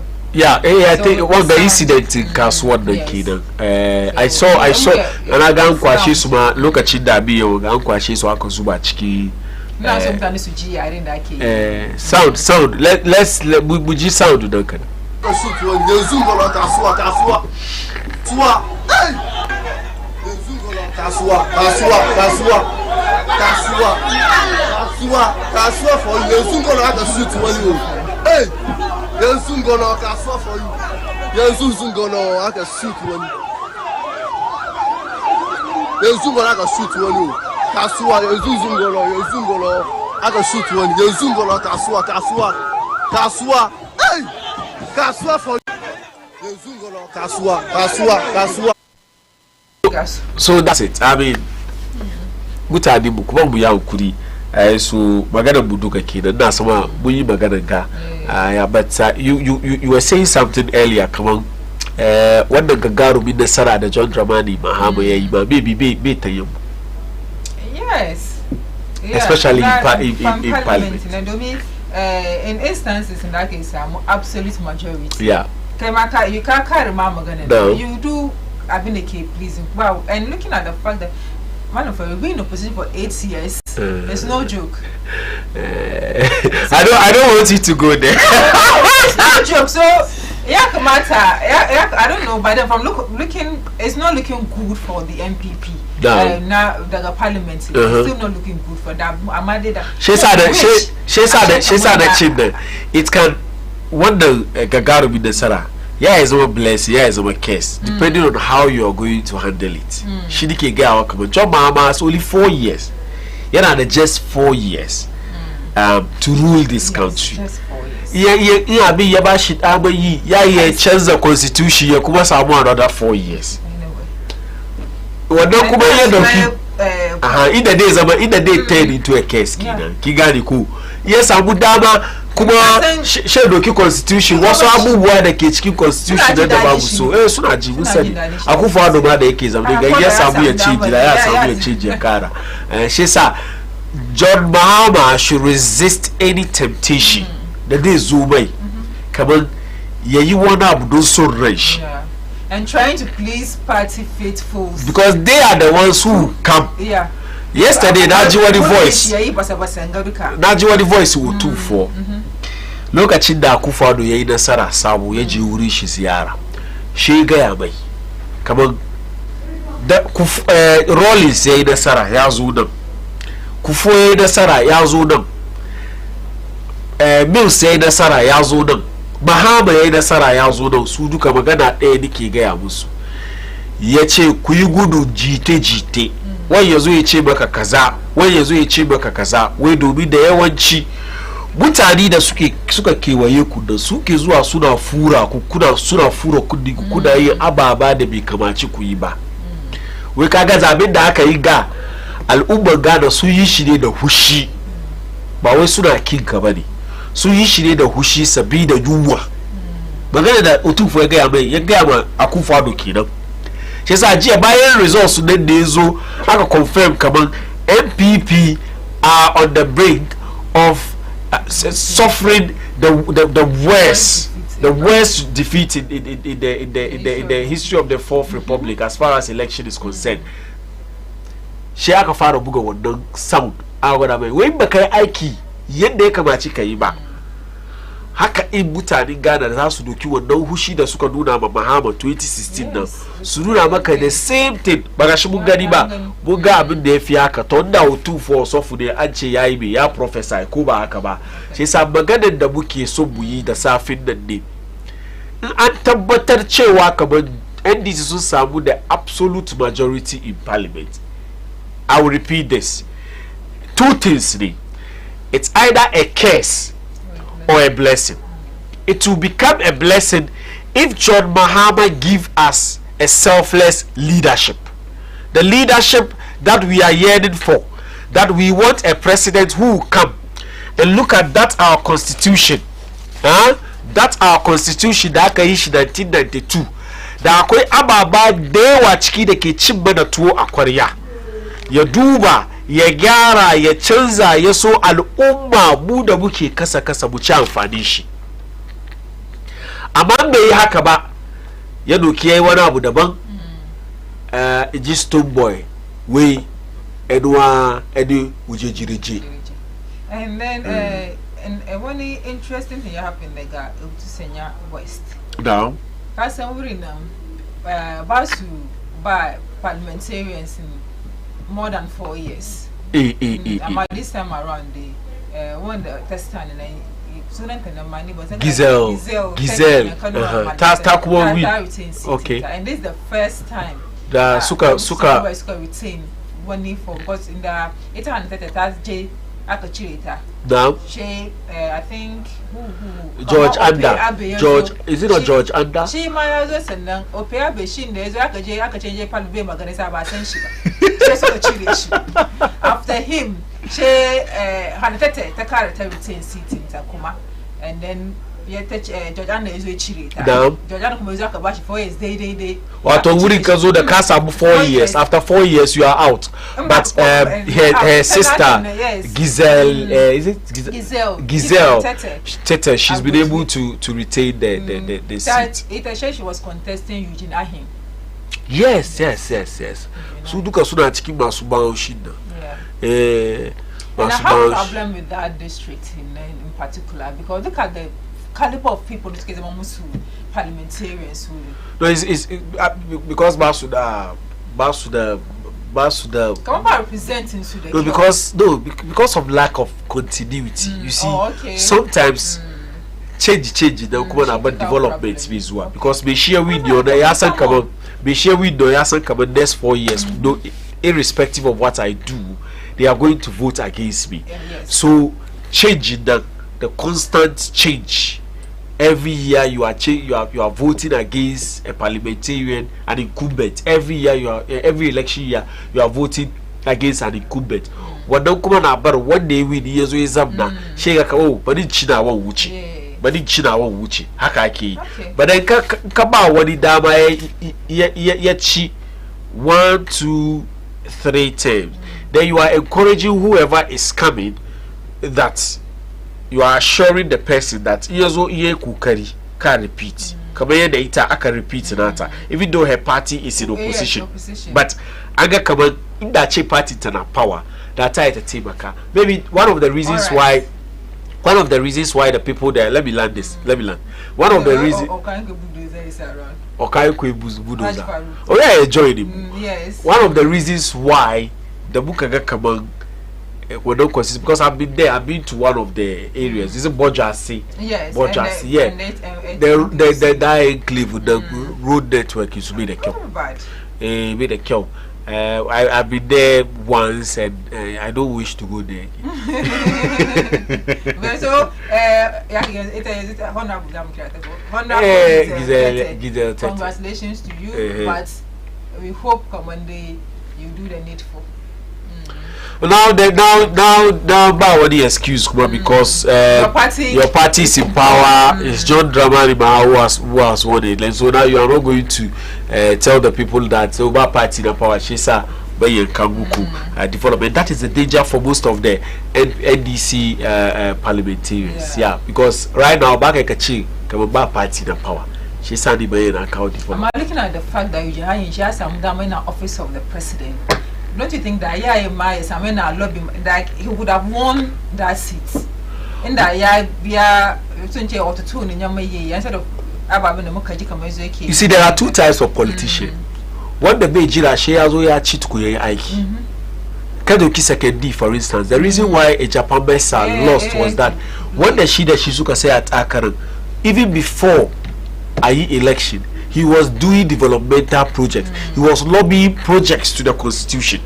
Car parks, yeah, J, you get gara, Kameda Gara, na atomic chance shida. You get gara, who's wearing Kura, you get gara. So the people were like, even in the opposition, look at what he's doing. Go to Ahoy. The reason why Abewu won was that he was in opposition as a member of parliament, not as a party, but his party was in power, and he worked. That was why he won the 2020 elections. Can you understand? But then fast forward, there's change everywhere. Aksuka change. We even did well. Kanuba vote to this, and we still did well because Hohoe said was used to be a no-go area for the MPP. But they can do by is it Gobwa? Is it Gobwa West? And we to say West. Yeah. In the Ita Giselle Tete, Tawid. UGI was with the president. He was with the president. So Basugaya wona bu ya basuba. Kana kusa the president kina babuga kai wona buka babu ba. Was a guarantee kama buka vote man kazama member of parliament kai mu da wona. Because na san kuka mutanen gari daya. Ja san tuwa dia da ba kuma so ba kupe. Shi ne ayyansu from kasuwa to wuri da bai da kyau. Da har wayo na magana ga na san arwayo ba zuba ba lecture my road is you see da yayi wannan anya kawai ya ba su ma da ya bar mutane da yawa su ababen da aka ji getting to the ababen da yazo kudin da yazo ya ba ta da kudin ne da ya yi doki wani ma we aya za zuwa me we sapiti menene sapiti da ya zo ya wurin zuba kota kai sha wasa dusi kai da ya samu so she said okay so guy earlier I was saying that there are two types of politician guda wanda shi iya samu if he's closer to the corridors of power what he does is that lobby a cow even before you give him the opportunity to lead you and the other politician who even if he's closer to the corridors of power your lobby a cow becomes a problem. Can you understand? Go. Yeah, so these are the two politicians that I so what are they even two bakabashi the one who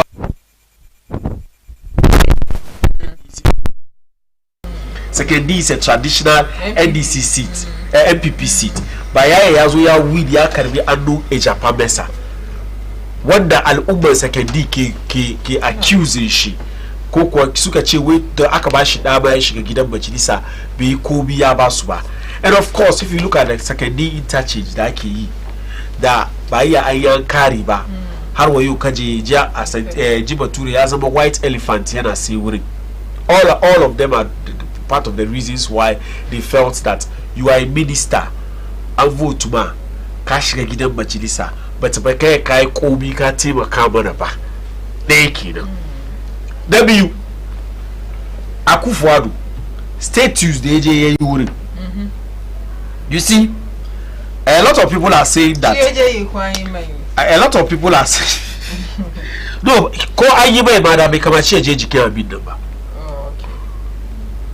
politics you can't understand politics and perception yanda ake siyasa da perception a matsayin shi shugaban kasa I felt that he should have understood that thing kaman ba the moment kaje garinda one of the major promises da kuka musu shine ku rebuild marketing su ana yi ba kari ba ya ayyan kari ba. Number 2 interchange 3-tier interchange da kuka je aka je da yi wuri kuke magana shi kamar ku kai 3-tier ta hawaye ba kari ba. You don't go to that same place and go and mount your status status there. You don't do that. Bari a yi maka wanda ya yi ma ya ce ma ya yi maka state 2 dai kafa state 2 ce mai kamar ya samu hankuri. So ya ba a lot of people dama suna cewa kamar Akufo-Addo da kanshi matar ko yayi mabawumiya. For that they are domin wannan abu da kaje kai nan ya sa al'umman garin da ya hushi. But you see a typical politician instead of ya ji maganar da mutane da yawa ke yi shi yana jin maganar da mutane shi ke yi. But I told you have your core supporters, you have your sympathizers, and you have the floating voters. The sympathizers, they can easily decide not to go and vote. The floating voters, they vote based on issues. Obviously your core voters who vote for you, they are the only people who voted for you and you lost. And they are the ones who can die for you as well. Maskalo muna tare da Hajj Farouk, MPP communicator, member of the MPP communicator. Na Okainpe Central. Ina tare da mun jiji kuma ba abin da ke faruwa wurin nesa sai za mu zo mu tattauna da shi yaso mu ji from him tun da dai wurin ya fito mu samu clearer picture kan abin da ke happening wurin. Hajj Farouk. Barin gaida mutanen mu masu kallo gaida Kankwe Central mu gaida National Chief Imam gaida hardworking MP mu mun da retain seat shi Honorable Patrick Boama, the constituency Nanduka. We appreciate their efforts during this very election has been. I don't know the word to use, but wanda gang kan election da aka je amma election da yana kaman fada ko ya aka buga ka isa election da muka je na muka ce mun san the root and the stem of the election da aka je na mun yi kariya amma with all things we thank God abdallah ke so shi ke yi yes Allah ke da sarauta ba mutum ya gurgudu karfi shi amma Allah ya yi nashi Allah ne yi babba isa we thank God once we are alive and kicking 4 years is just around the corner but with what John Dramani Mahama and his team told us, we as politicians, we behind the scene, we that knows the terrain, knows that a lot of things that he told us are lies. But if he's in, he should do. We are expecting him to let the electricity bill come down. The dollar should be less than 10 cedis. The KK should be even stable like 5 cedis. Things that they use to do politics, we are watching. We are strictly behind the scene watching. We are in the system. We'll make sure we take good care of ourselves. We'll be in the system the next 6 months, the next 1 year. Let's see. If Ghanaians will laugh, they will be always enjoying themselves. We'll thank God. We are all Ghanaians. What we are fighting for is Ghana, not my party or some party. Yes, I love Ghana than any party. But at times, we believe in parties that have ideas. That tells Ghana something positive, not negative. So, Mungo de Allah, kadalagi swal akayish. So, siyasa ni ma Korea ni anje for Korea. Wandale so bashi. Whether negative or positive, mude munchale bashi. That's what we know and that's what we've seen. Esa Mungo de Allah yau mandinga munzo mutatawana da yan mutane mu masu kallo game da siyasa da ko mulkin da ko ce da elections da aka je ga the outcome of the elections. All right. We were even talking about Urenku Okankwe's Central. Tiki asa die the duka ba the dama figures the dama one is project can winners the mini. Example wurin muna gan kaman both political parties only clear can winners.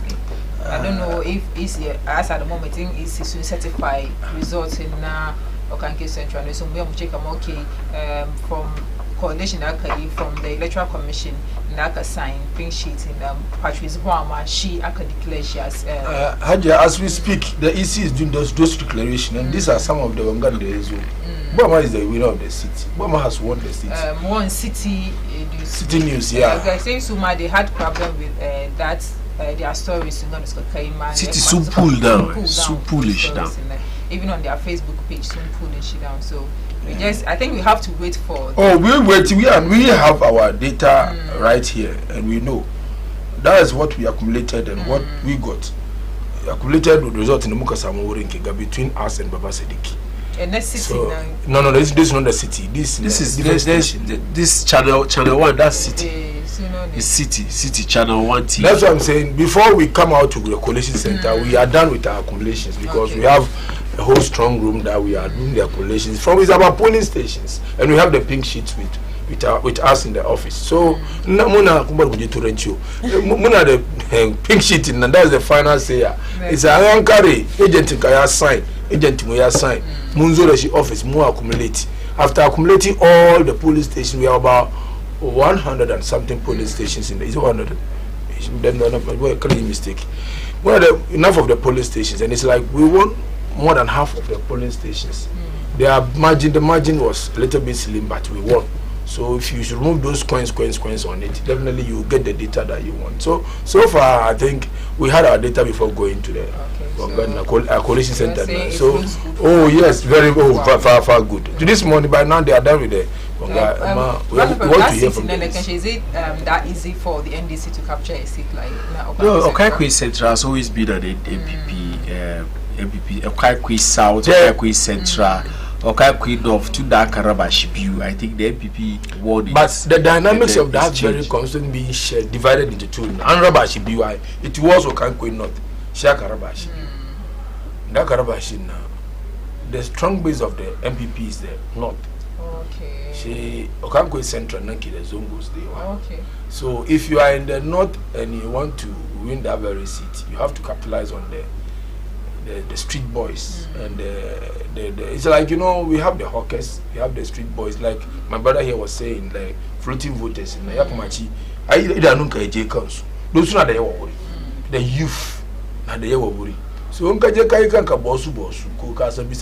forget it. You will not get what you want. Okay. We don't have enough elite in that very constituency. We don't have elite in Okankwe North. We don't have enough. Sorry, we don't have enough. We have constituencies that have enough elites. I can say our constituency we have enough, like the Tsarin Estate, the Cottage, the Benquans. But Achimota is part of your constituency. Achimota is not part. It's part of Okanko North. Kisiman, the Achimota Forest. Yeah, that's Okanko North. Yeah, we are Okanko Central, and our boundary is from above, from should I say, Apaya Junction. That's Achimota overhead. Yeah. Down to Ghana Telecom University. Yeah, behind Fadama, Abeka, Abeka. So that's it's just a small constituency, but the chunk of people in the constituency makes it. So so far now, it's not easy to win in Okanko Central, but the hard work of Obama has kept the constituency for us. It's a constituency number easy money. Kaga in the Zongoneke the Yawaduka winning election over there at the Wia for the MPP. She didn't go now. The Zongoneke winning election for the MPP party none of the Wia. Say the Kai in the Kake winning Nankasa Mutungida. The reason why I was the case Amushigakina. Don't the Zongo team, and you know, at times now we beg to differ. Muslim team now whether it's working or it's not working. Because when we Ike, when we be Ike, don't catch a double Muslim. That if we will follow the hadith, that big match reject by member, Zongones reject by member. Ama it has been a trend like the political trend.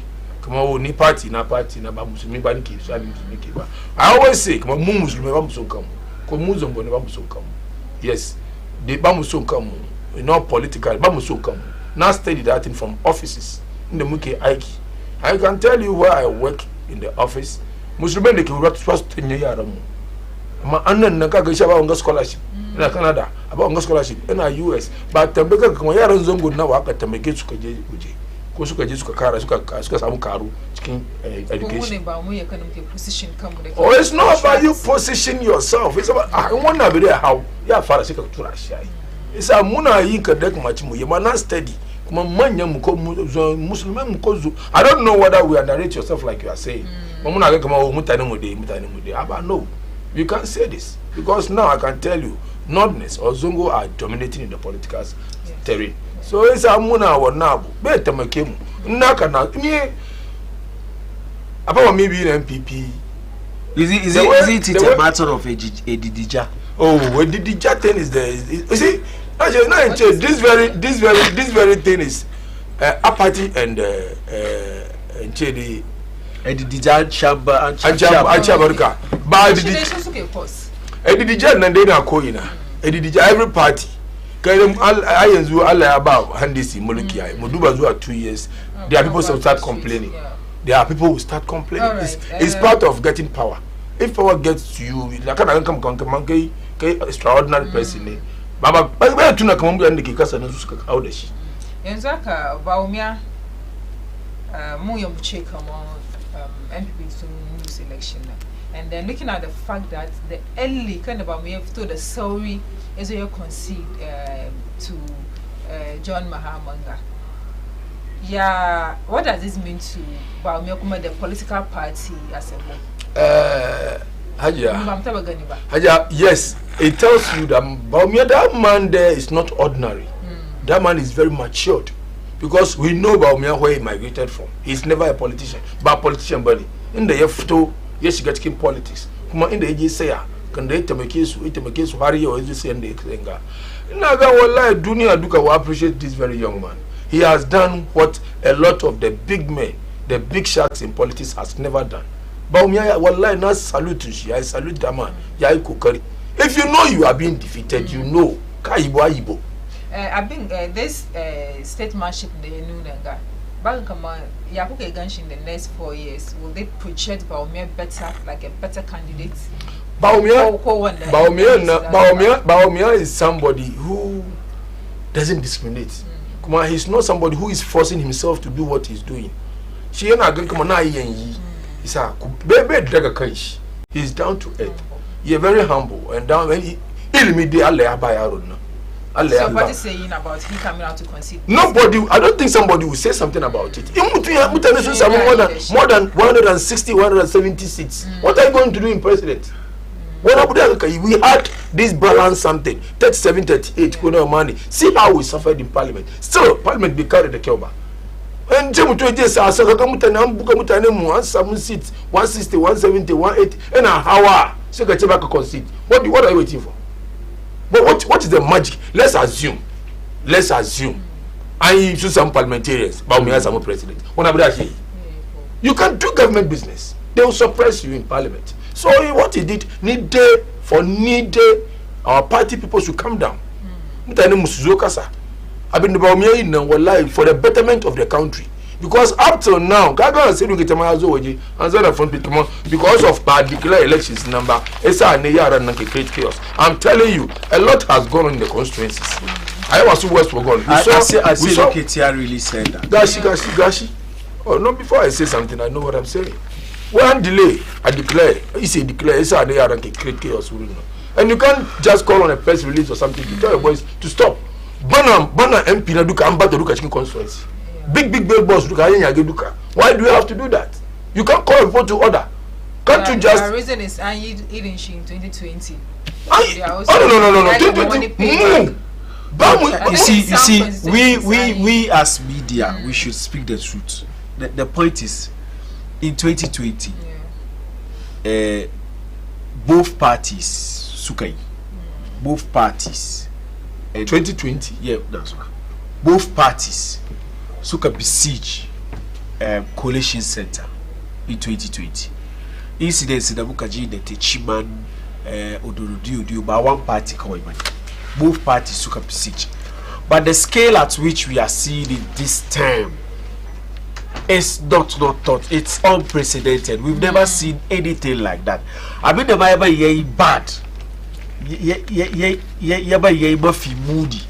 She did the fact that when the kind of she could say at Akar, ya futo yazo ya concede. So what I did? Very in the nigga. Go could you nigga anyone? She look at him. Say na ga commander na for the now lose fighting. She no know now lose fighting and so far now congratulate. Come I call me Shmaya for the make my it's my Sikabugani, Saka win fighting. Still, why are people going out there messing up people's things? And I break through people's shops. And I in COVID Bazaar. Why? Is it the party that don't have the leaders to control their people? Go one up. It's not good for as a country. But she had that Kuba. Those Sukaftori, what they do ya? So when they no, get and do ya, what they do ya? When they see okay for the decision, so who is the final sayer? Who is looking for the Jubilee House? It's Baumia, and he has considered. We are now lose elections. He has go out. He has press release. He has go where gani. It's how one book head out. Come on, I tell you one. What so with this number of seats, the APP Squasam, we compare to NDC. How is the APP going to work with the NDC party? Is that we have committees in parliament, and now those who are going there are fresh. They are new ones. So if the ones that have won the seats, soon and now definitely they will help the committees. Maybe NDC, it's like they are moving to an absolute majority. They are. You can't go away from that. Soon some more some seats. More than 180 something seats. They definitely. Soon I go boom. And that doesn't mean we should not go to parliament. Antash should go be Jomame Saki constitution. Chia say constitution. But parliament can constitution. We have 3 arms of government. So you can't say he can do that. But parliament the executive. There is no way he can touch the constitution. No. Constitution could for that one could for that even 4 years in the I think we should talk about the voter turnout. Voter turnout this year. Voter did one again come voter turnout. We have voter turnout in good. You see, after vote, yes. Especially the MPPs did not vote. The MPPs did not vote. Well, like after vote, but some, because in our constituencies we know the polling stations and we know the voter turnout for the previous elections. But after vote, they were first in a party. Second, what did the brother na use? Our people, our hierarchies, gaskiya gudani.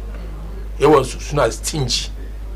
I can party ba certificate kaka office na keke no ba but certificate kaka gurimba so nka some wurin kana da mutane it will descend from you to some people at down and secondly is it not because supporters who could have come Akufo-Addo ya fail no come at Salabi APP Akufo-Addo be fail ba Akufo-Addo has never failed me fail ba amma in the she reduce the bunch and his way of appointment meiba his way of appointment never good. How can you allow just a woman to be on the throne of chief of staff for 8 years?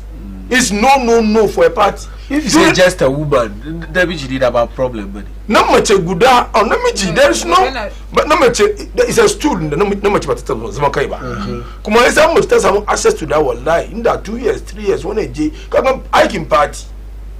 It's about 1 year J. One of which getting group so most someone when you J police station. One of my bows one of my appointments. Yeah, some should arrest the office in now. One most some check. Is it kayaking parties about Divina Mindibi? Among is stingy, catch a joke office in car. How can a person come to you? So family and friends is a fact. And stinginess. Well then she ne kara karfafa maganar da NDC suke to right from day one kaman community Akufo-Addo family and friends. In terms of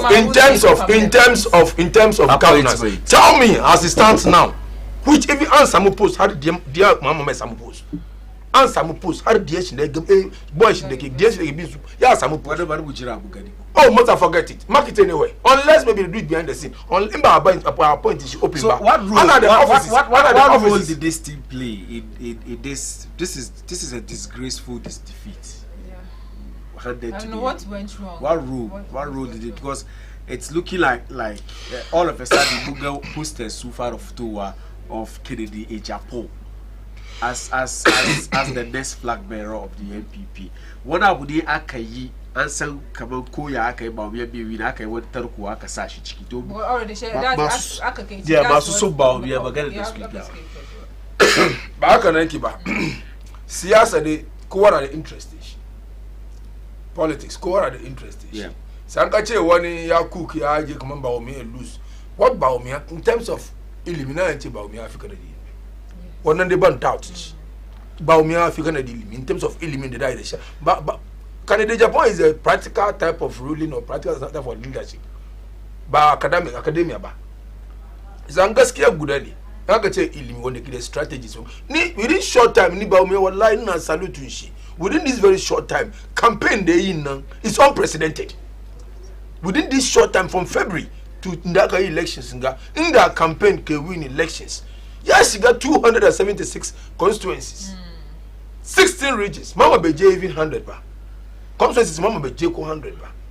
In that she vice she that it's like everybody has played his role, but with what they are doing now musuna ba so ankuri kada wani if to the post and one years it's already out there. Can you come TikTok Baumia has never done that if the poster is ready so we just want to show you this is a wait, it's time to reset the MPP operation. Give us our party back. So the party is with who? The party who is giving the party for president Japan, servant of the people 2020. So it's like Bobby and that Kasashi would be Kamachi Ache in the first place. Akaidiba. So they that she Akamacha Sababi or she can be or done Ankari, do the Ankari Akamacha is that wiki party, yes, who are Dukia San Duke Japan. Oh, it's Abinga, then you're going to create more mess for the party. And if that's what they want, they should start. In that Musaura opposition for 4 years, we will not go back to our drawing board, which I know John Dramani Mahama can never do anything. This man in particular, Kerejapo, in my own opinion, I think that he's one of the reasons why Baumia lost this election. Why? If you look at the date, the kind of campaign they during the MPP primaries, to the extent that oh yes, I somebody even asked me of to the extent that Ikaduba, most of the videos the NDC campaign, it was all about what these guys said during the primaries. Yes. So in particular, the guys yana second platform, yana he campaign about Boba Obi and about Haushi. Because of upon all the things he said, And unfortunately for the MPP, so you primaries so after the primaries, few months after the election, primaries so then the election they became 1 year. So a lot of the cities that they were still fresh in the minds of people. So if that be she some would have been there guy come down, we are definitely voting around election you can vote me. And clearly the results show 30% of the people who went and voted for him and the people who followed them didn't vote for Baumia. Let me tell you. They didn't vote for Baumia. Back and nobody. No. Because ask yourself in his seat that he gave to him, he lost. Yes, that's it. So it could also be supporters she does worry. Some of the she but and one thing I saw yesterday, results of the she did.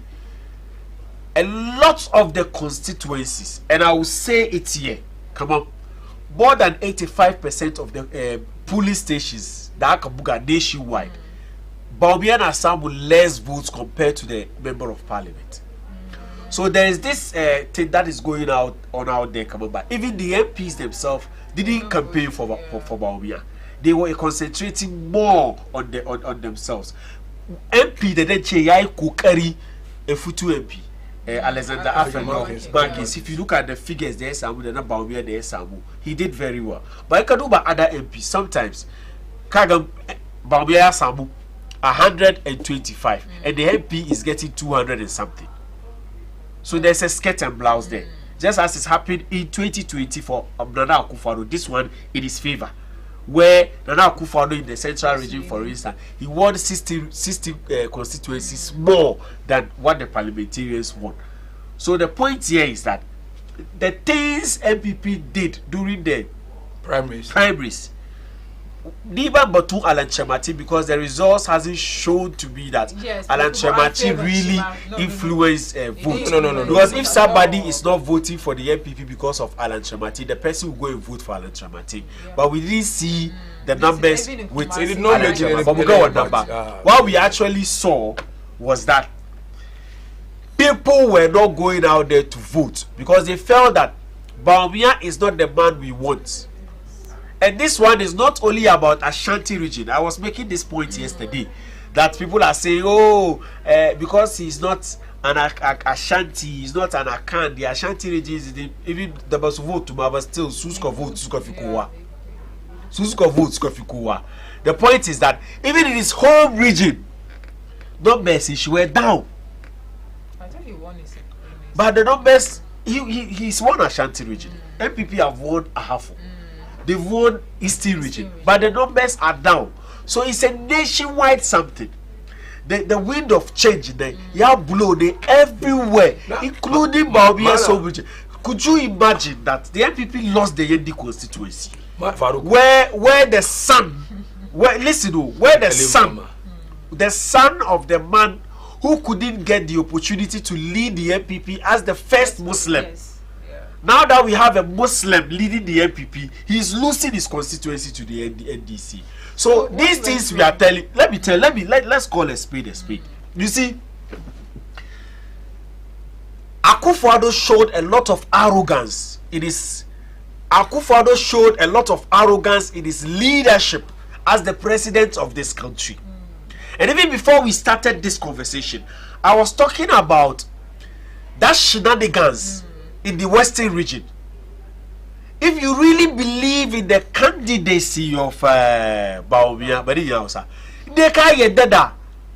But saying Baumia as ten takaran MPP kumaya ye Nasara. Probably that statue there, you should have the Akamachika Jira. When Akira Kamache Shugaban Kasana Imaka statue Kaiko carry free SHS. Kana muna developmental project we stay to mudamu kafa muna so kazo kaibi ka commission ka che musu kusama ku ida izabi kuba mu yibuka. I wonder for how does commissioning of a statue affect ready. I just stop it. Mutadi na duba kama ready na zuwa kazo yankuri mutadi na duba kama ready kenan kabuna dobi inda ma aka zo aka kafa statue na ana yin ayyuri bakari ba. Circle interchange the job yayi kiga status kurma sheda aka kare tukura ko aka kafa kana anya baka kare ba al'umma an tun yi fushi da gwamnatin kasa bi da yadda tattalin arzikin kasa ya tafi su su ba da explanations kamar it is not their fault wani ya doki wani bai doka wanda ba su doki ba ka san adadin su wa'anda ba su doki ba ka san adadin usually you see in ka ga mutanen Ghana su yi ba su magana eji asanti we obu kuse esha obutrim and that's exactly what we saw. The Western region for the very first time, the NPP is losing like they've never lost before. Check among the ordinary Nzunga, the ordinary Ghanaian citizen. NPP has lost Sekunde. Sekunde. This is a constituency you can compare it to the likes of the Bantimers, the likes of Ishaya. So it used to be a no-go area for the NDC. Adansia Sokwa, NPP has lost Adansia Sokwa. It used to be a no-go area for the Nsawam Adwejiri. Yes. NPP is today struggling to win there. You see, I said it earlier. It is not like those who decided not to vote for NPP voted for NDC. The point is that the NPP people decided not to vote. Because they felt like, for instance, Ashanti region. How on earth can anybody, any serious political party, a party that your victory had always relied on, a region that your victory had always relied on, you neglect them in that manner? Look at the neglection. Yes, they did. Yes, they did. No, we did the not. reason, the reason why I'm saying that they've neglected the Ashanti region is that the Ashanti region until the 2020 census is the most populous region in Ghana. It was the most populous region in Ghana. Wato region the Mutani Kichiki Sukafiko the region, Ashanti region. It was the second region with the highest number of registered voters before 2020 election. So you are talking about numbers here. Greater Accra, mostly young carry 50-50. Yeah. One day she made out. And this time around, the NDC is winning with, at the end of the day, so win with 60%. Yeah, I thought. Yeah, I'm sure. With over 60%. The accusation the young Kumasi Keba MPP. Buka vote buka carry. Kuka muna alkawali kama kubuna 5 interchanges. Kuiba. Isn't this Ghana some interchange money. No, among politicians. Vote. Understand. Where are you 5? Kagaba, I'm speaking with passion because I'm a Kumasi boy. And I know all of these things. Where so you 5? And I can mention in the squache that's you where are you want this Aunagajanshi, and you want the Gabanji, and to Kundaswamiga, the is it auxiliary ones that die here, Kakara, and Gabaduka 5. As I'm speaking, go there by Iba. Kachemi ana yi the swami, Kariedi, ana yi di ba yan kariba, Bema Tashi ana Gariba. So to the Kumasi person, Kame the Shibanza. Karinashi. The same thing that happened in the voter region in 2016 when there was voter apathy. That's what happened in Ashanti region. Now the danger is that because of the numbers of Ashanti region, the moment voter apathy they set will pay, you the beneficiary, you suffer. Go back to 2008. The NPP needed only 100,000 votes for Akufo-Addo to win in the first round. In 2008, NPP says Suna Bukatan vote 100,000 for Akufo-Addo to win in the first round. Because after the first round, Akufo-Addo was leading Professor Mills with over 100,000 votes. Then they went out and tell the Kumasi people in the second round, Kuzoku vote, vote, Yazoe Karu. But it was too late for the NPP. I thought that NPP soon Koyu lessons with it. Buankra interchange, inland port was started by Kufuor. We were all in Kumasi. After 8 years of the NDC, Batababa. Say party the Suzuki vote every year soon about over 1 million votes. vote su na shi ke zuwa ya haɗiye vote NDC da suke samu in at least sometimes 7 regions. Say wannan party ya zo power, and it is not their priority to finish these projects. They will go and tell the people of Kumasi that they've constructed railway from Tema to Mpakadan. Butumi Kumasi na ruwanshi. Inda ka construct ka je na wuri ka ke samu vote ka. I'm not saying don't take development to other places, but Caesar, I mean the Caesar, you deserve. If you want their vote, then do the needful. And the people of Kumasi, I salute you. The people of Ashanti region, I salute you. That this time around, it is not business. It has not been business as usual. Kununa be MPP, Kamamba. In as much as you can come out in your numbers to vote for them, you can also stay home in your numbers and refuse to vote for them. Thank you. Naga, well, very because he's a Kumasi boy, he's fighting for the Asantis. But I did not say anything about the Votarians who disappointed us, because what Votarians has gotten from us so far, they've never gotten in the hands of the NDCs. And I was very, very, very sad when I heard in 2016, John Mahama built the KJTR market. The Chimagana Bankaraba. John Mahama yagi the KJTR market. Yaba Mutani Kumasi. You turn the place into the nicest place in Kumasi. Anybody should come and tell me today that the KJTR market in Kumasi, in the entirety of the Kumasi enclave, there is anywhere more beautiful than the KJTR market. The MPP came. They attempted to do the second phase of that project. I mean, they say, and they see what. You think the people of Kumasi,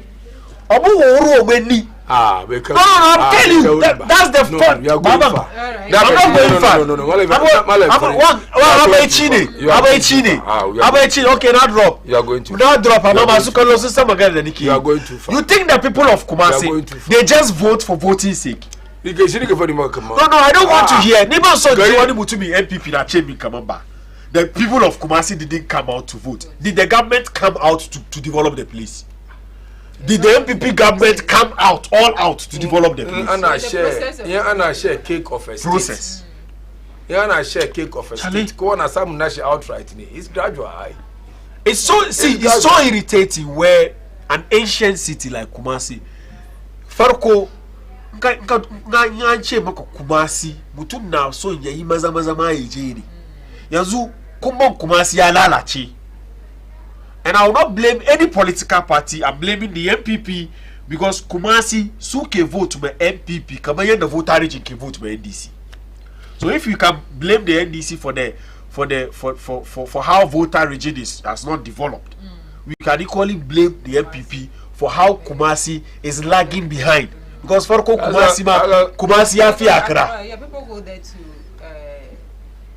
actually. Let's call the spade a spade. With the analysis, fine, he's making sense here, but with the voter region issue now, should I call it a mistake, or I don't know. At times, politicians in general, quote unquote, in the opponents in Suzuki, some votes, but Aninagang, it's high time. You concentrate on where they help you get what you want. Nagam Kanda, as I John the man mama, whoever the Masantis come on, you go down and smaby wongana. Is it John the man mama? Or Jerry Neko? Yeah, that very statement. The NDCs told the Asantis, Kamaka Gold Magamuso Hanya, Basu, they will never vote for MPP. They will never vote for NDC. So the NDCs are not doing any developmental work. That's what took John Dramani Muhammad there to give them that very market. And I'm telling you, it's the same applies to voter region. Whatever you do for the voters, they will never vote for you. So Peter Amewu, example. When Peter Amewu took development to the people of Hohoi, the people of Hohoi voted for Peter Amewu. Me, that analogy, I don't even want to listen. No. See, So what happened? In Ashanti region, in Ashanti region, whoever tells me the Ashanti region doesn't vote for the NDC, maybe doesn't know understand the dynamics of our politics. The NDC in 2020 had their second most votes from the Ashanti region. Oh, really? Yes. Not even the voter region. They had their most votes from the Greater Accra region. The second most votes came from the Ashanti region, 652,000, compared to less than that in the voter region. So what are people telling us? Okay, so Even this election, Khadija, this election, in that vote to the Rasu Samu Ashanti region chicken, maybe Anji second round. Maybe. You get my point. So it is never true that the Ashanti region doesn't vote for the NDC. But between the NDC and the MPP, when they Kamachi, listen, when they Kamachi, you doki Ashanti region, you doki she the MPP because Kusuke Baku vote day one. Susuke Baku vote. We concentrated on voter region. all right. We concentrated on voter region, which we can even concentrate on Ashanti region to get what we are getting. I'm going to do my voter region more. Maybe we can win their hearts. Go ahead. Or Nabu. Oh, we will know in Munsani, in Mahama, Etaba constitution, it will not work. And if even he forces himself to touch it, still he cannot do anything for the country. Mama made the plans for the country. Whatever I'm telling you. I think we've gone past that. Today we are just looking at the aftermath of the election. Aftermath, they thought it's part of that election. After election, not ruling. After election is ruling. After election is ruling. So once you won, doesn't mean you are. So we are waiting for the. We are 100 days. first 100. We are waiting for the. We are waiting for the tax, evoking the taxes. Taxes should go. Those ones are easy. They will do. The dollar should come down like 10 cedis. That one you know is so possible. It's not possible like how? Mama didn't say. Mama be chia. No. Look for the 10 cedi. Did you say? The unemployment rate that he said is high like 14%. He should let it come like 5% or 2%. Is it the Kenke should be like 5 cedis like it is? That would take time. But it will not take time. No. It's not an event. No? It's not. Khadija, it's not even an event. Is it an event that Kazo dollar na 10 cedi, 16 cedis? Kazo shake a cow she 10 cedi. Is it an event? Man, very bad studio. I don't think the people did not talk about dollar. But when Baobia was also in the even this morning, even their morning to stabilize. They interviewed somebody this morning. The market woman, she was complaining about dollar. But the dollar wasn't stable for them. They go to the so that's the word stability. So what we are looking for is stability. Obviously, the MPP couldn't make. Couldn't. But it was 14. It's now 14. 14 it used to something. be 6. It's now 14 point something. It's 14 point something now. It's 4 point something. Election. By elections, if election will not increase for. If it's election, will not allow the OMC to increase for. You don't have control. That's so we are in the. We are the. As for the we dollar, are the issue. As for the dollar. For the dollar now, because of the election, let me tell you the reason why dollar is Kasa. Election now, the demand for dollar at Kasa is a no businessman is running. It's a supply or demand affair. She that election importance that our Suski even dollars so definitely you know me, I know all of this. Uti chicken gari kache gari yerushi kana chicken. Next week, you know, dollar AK60. We will not say the country should go bad or something. We wish them well. They won the elections, fine. But the way forward is how is Ghana going? That is the way forward. It's Amuna Dubansu. The first 100 days, the first 3 months, first 6 months, first 1 year. Nga leba already laugh here. Muna chiki muna duba. But for the way forward of the MPP, muna Fadima Kowa is Samu Hankuri. Kowa ni da MPP Samu Hankuri. Mulki ne na sakiya. Wanda Allah ke so shi yake bashi. Nasara. Isa nasara me so wuri mu bai kuma mun kare ba. We will fight back. Inshallah, we will fight back. We know. Kuma haka ce wadanda suke kara. Wana bukan gari mu shine MPP. It's our NDC. We are not afraid of the NDC getting power. They've gotten it. But inshallah, we will work behind this. But did you see it coming? We did not see it coming. I can say, or I can I can congratulate Asedu Kitia and his team, the Sami Demfi and his people. They've done well. They've worked. Because if should be the candidate, like I don't think Ghanaians will vote for him. Why? Because his messages were not coming like they want to hear from him as a former president. What we were expecting from him, or Ghanaians were expecting from him, but it was the machinery of the MPP. The machinery comprises with the chairman, the communication director, and other the IT. They did very well. They planned very well. For that one there, no, the NDC. I'm talking about the NDC. They planned very well. So because if you're talking about manifesto or messages, Baumia stands tall. So we will applaud them once they've won. The next thing is they should give us a good ruling. The electricity to be on it for us. We don't want any doom so. Please, that's the thing I hate in governance. Doom so we need energy. Like we need energy to survive. So please, they should make sure any money that's supposed to go to that sector story that will be given to them. And come Butani 12 for the distraction they cause the office, the electoral commission's office in Gabo go. So I'm coming with 12. So Muna, we wish them well. They are family, they are friends, they are relatives. So we are together in the country. They should make the country serene for us, like we want. No cancellation of free SHS, allowances for nurses, teacher trainees. No cancellation. Yes, we are watching. We are behind the scene watching. If they start causing the mess, we will tell Ghanaians. We will bounce back very strongly. We know MPP. Let's lie low for now. Meetings will be going on, and we know the way forward for the MPP. Okay. All right. The fire about the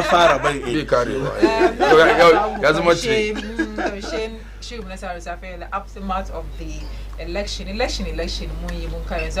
President-elect John Dramani Mahama, Angan Kamahiza, President Muna Dejiram, the EC, so Suzo to declare she as the new president that they did for the next 4 years. Zabe chicken conscianka, they don't answer more when they want to get here and there, but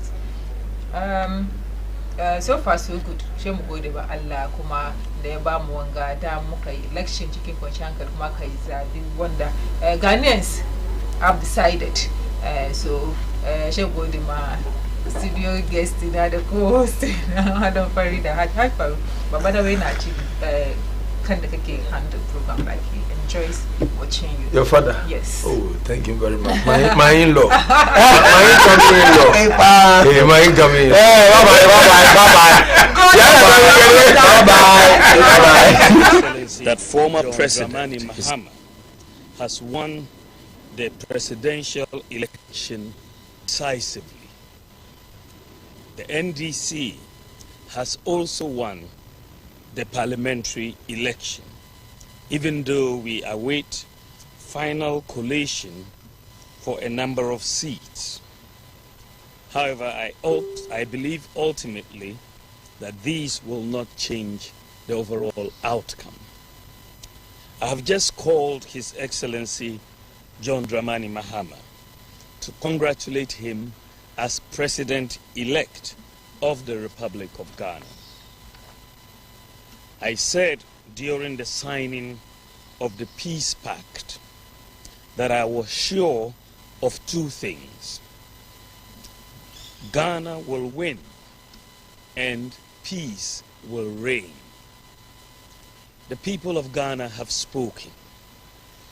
The people have voted for change at this time, and we respect that decision with all humility.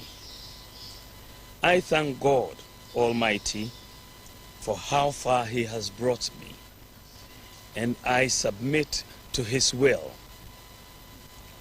I am making this concession speech before the official announcement by the Electoral Commission to avoid further tension and preserve the peace of our country.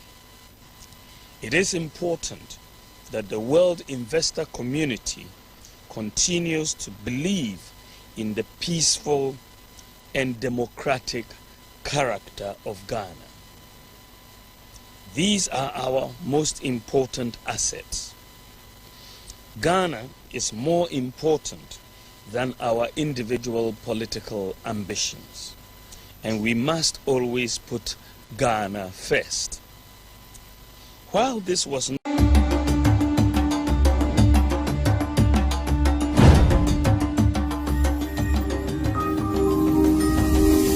Baina TV, connected to your world.